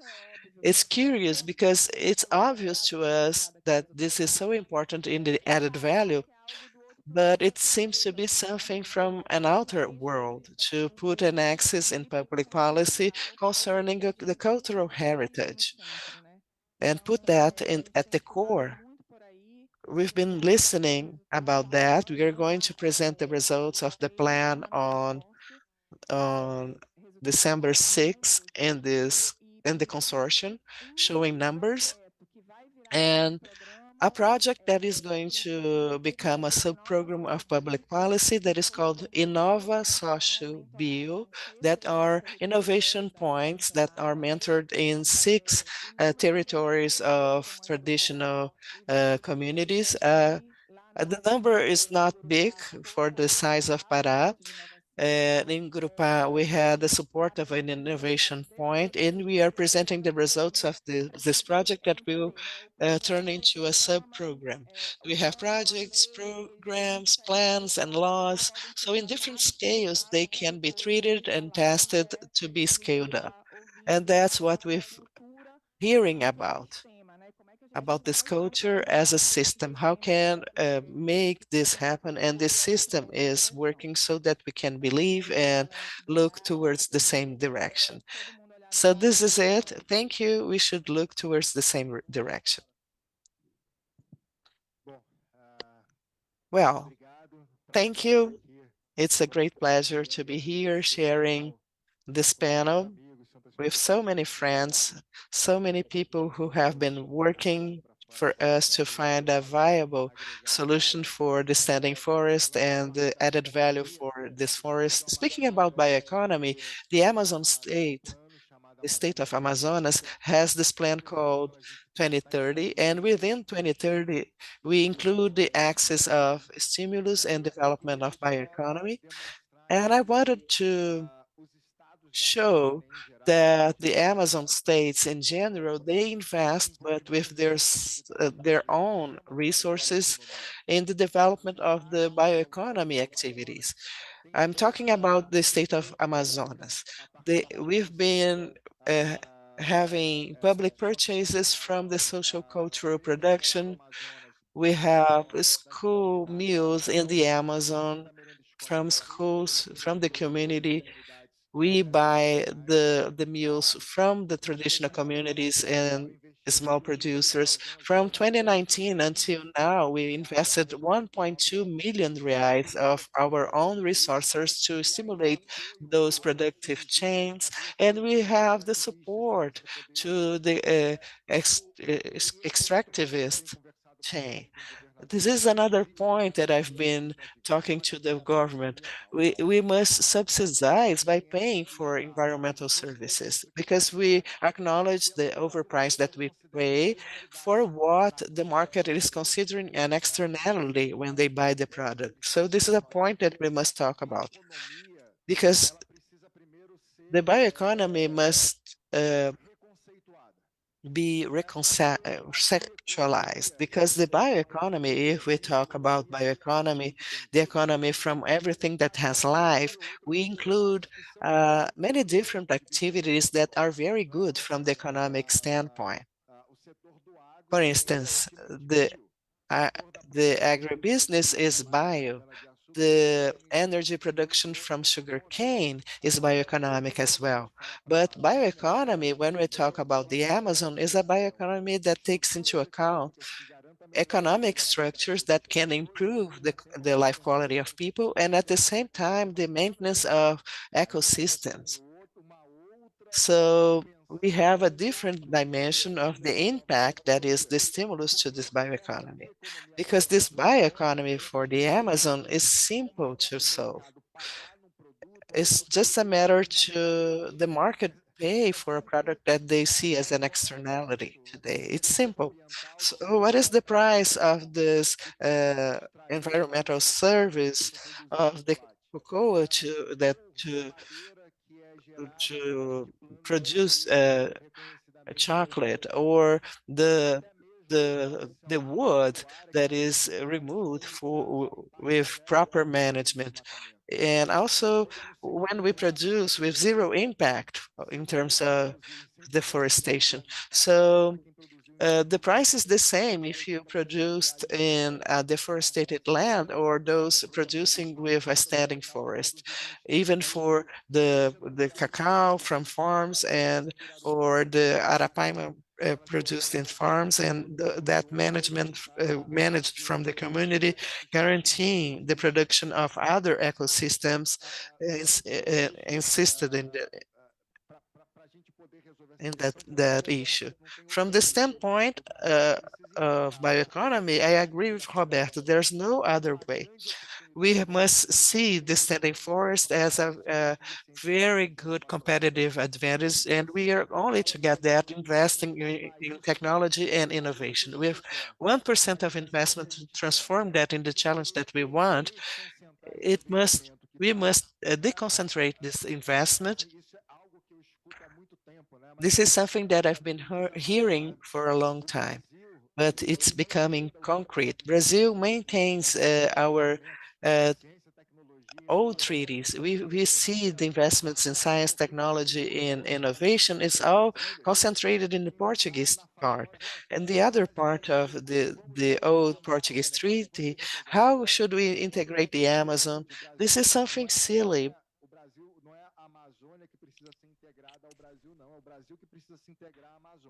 It's not the Amazon that must integrate to Brazil, it's the opposite. Brazil must integrate to the Amazon. We have to invert the public policies to be more aggressive. And Brazil is good in that.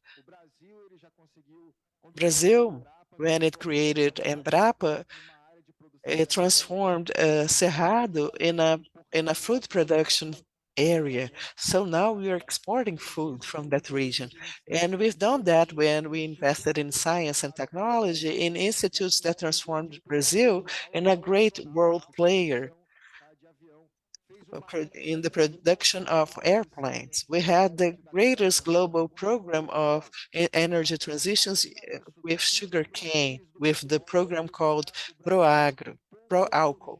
So in a few years, we were able to distribute fuel in every gas station. So Brazil is very good in planning in the long run, but we are not good to establish priorities. While the Amazon is not a priority, while the standing forest is not a priority, we are going to be poor in terms of solution.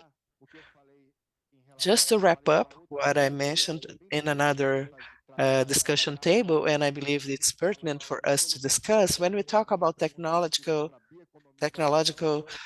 solutions for the Amazon, the first thing we must recognize is that the climate agenda for the world is not the same as the Amazon. And it's not the same of the Latin America agenda. The first thing is to turn this geopolitical key to speak about this climate agenda from the perspective of the Amazon people and Amazon governments. And when I talk about Amazon governments, it's not only the state government, but the countries within the Amazon, because the biome has no border. And we cannot depend on this geopolitics that is the global north defining what the global south must do, because we are going to talk about bioeconomy only as a merchandise provider. We are going to be commodities to mitigate for $5, $10 an emission that is generating at $10 of richness in other countries. That's why we should be in Dubai. They are asking for standing forests, but nobody talks about reducing the poverty and productive arrangements that can guarantee the quality of life of those maintaining the standing forest. So we must revert this view, and we must fight for this climate agenda from Latin America. Otherwise, we are going to submit to the standards of those who are not willing to change the status quo. We are coming closer to the end of this panel, but I'd like to include some questions. I'm going to ask Ceisa, and we are going to have a final round, and then we are going to wrap up. I wanted to talk about what Tavera just said. It seems to me that only science and technology, and that also showed up at Roberto's speech, only science and technology will not guarantee the inclusion. So how could we incorporate the traditional knowledge from indigenous communities, traditional communities, in this process of production with the productive arrangements for the development of bioeconomies, but guaranteeing the benefit share? So what can we do so that the incorporation of traditional knowledge can guarantee more inclusion in the development of the Amazon bioeconomies? Perfect. It's important to highlight from Tavera's speech that everyone talks about the Amazon, about protecting the Amazon, about the standing forest, but we must also guarantee the action of those who are protecting the forest, that are protecting the standing forest, the indigenous communities, the traditional communities, and we don't see that being reflected in the speeches. And we must ally science and technology to the traditional knowledge of indigenous and traditional communities that were developed over the centuries to maintain the forests. And I'm talking about different biomes which are standing. And if the Amazon is considered the lung of the world, we must consider the indigenous peoples the great guardians of the lung, of this lung. We are protecting the climate and the planet, and Brazil must be a protagonist. If we have so many resources, we have the Amazon forest, the different biomes such as the Atlantic forest, Cerrado, Pampa, the wetlands, the Caatinga. We must give the dimension of this value of diversity in our country. The indigenous peoples are 5% of the world population, but we are preserving and protecting 80% of the planet's biodiversity. So we must value that. We must share that in a just way with the indigenous and traditional communities. Because up until today, if we are able to breathe, if it's coming from Brazil, because most of the Amazon is in Brazil, if it's coming from Brazil, it should return to the indigenous and community and traditional communities in a just and equitable way. And we protect 80% of biodiversity, that must be discussed with the indigenous peoples and the traditional communities on the table as well, speaking about their viewpoint. We need a lot of resource to protect the forests, and the countries who lost their forests and are still polluting, and they're considering the carbon market as a great benefit. So I'm going to pay to maintain the forest, but I'm going to to go on deforesting.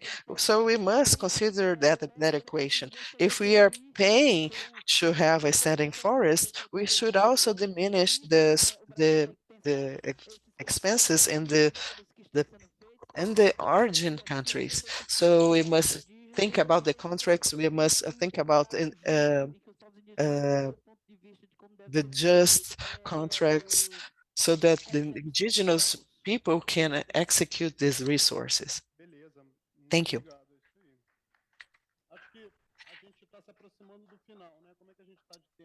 Thank you. That was great. We still have 5 minutes. So Let's have a round of final considerations. Taveiro, start and then pass the mic. Let's think about the most important aspect. If we want to put the bioeconomy to work, what is the number one thing that we should do, in your opinion? We should think about those who take care of the forest first. I fully agree. If the forest is standing because there are people protecting it with their own bodies. So we are body and territories. We cannot dissociate that, as we say. We say that the product is important, but the person is more important. The human dimension that is so neglected, even forgotten. When Taveira says that this story to deliver in the proper way, so we must leave aside those policies that are made looking to the map, and we should consider people at the core. Complement the first importance. I think secondly, it's also important to look that those new related products, forest related products, for instance, like us farming acai or cacao, they shouldn't end up in an intensified massive production like they do sometimes at the moment, because that just creates an bioeconomy product of the same economy scale we used to see before. I think that's also very important when looking into how to promote bioeconomy goods. Eu acho que olhando aqui o título, né, I think that observing the title of the session, what does it mean to add value? When we say adding value to the forest people, what does that mean? What the main point is that this value is invisible for the financial market, for the trade market, and a strong action to give visibility to this value, the value of nature, seems to me something to be something core. How the public policy for a country, as Eduardo said, if we don't consider the Amazon as a core for our existence, this is a great problem to us. So how can we structure public policies that recognize the value of the natural worth that we have,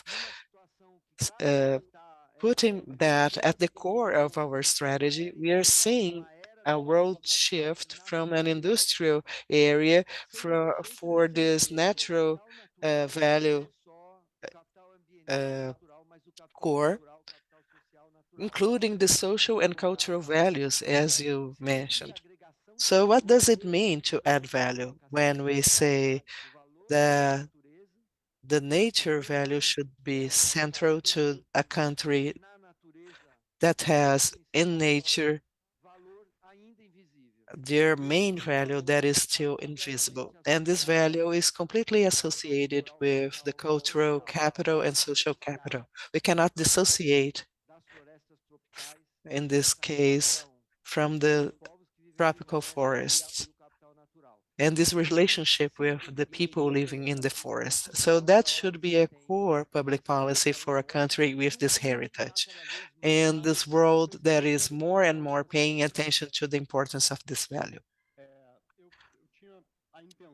I had the intention of having a wrap-up speech, but I think this is not necessary because we converged in our speeches, and it's clear that we have a great role to people. We must value culture and everything else. So I'd like to thank you so much for being available, for participating. The speeches were incredible. The discussion and the debate were very exciting. So I'd like to ask you to keep talking about that. We are going to be here on the next days. We don't have time to have lunch, but maybe a coffee and we can talk about the bioeconomy in the Amazon. Thank you so much.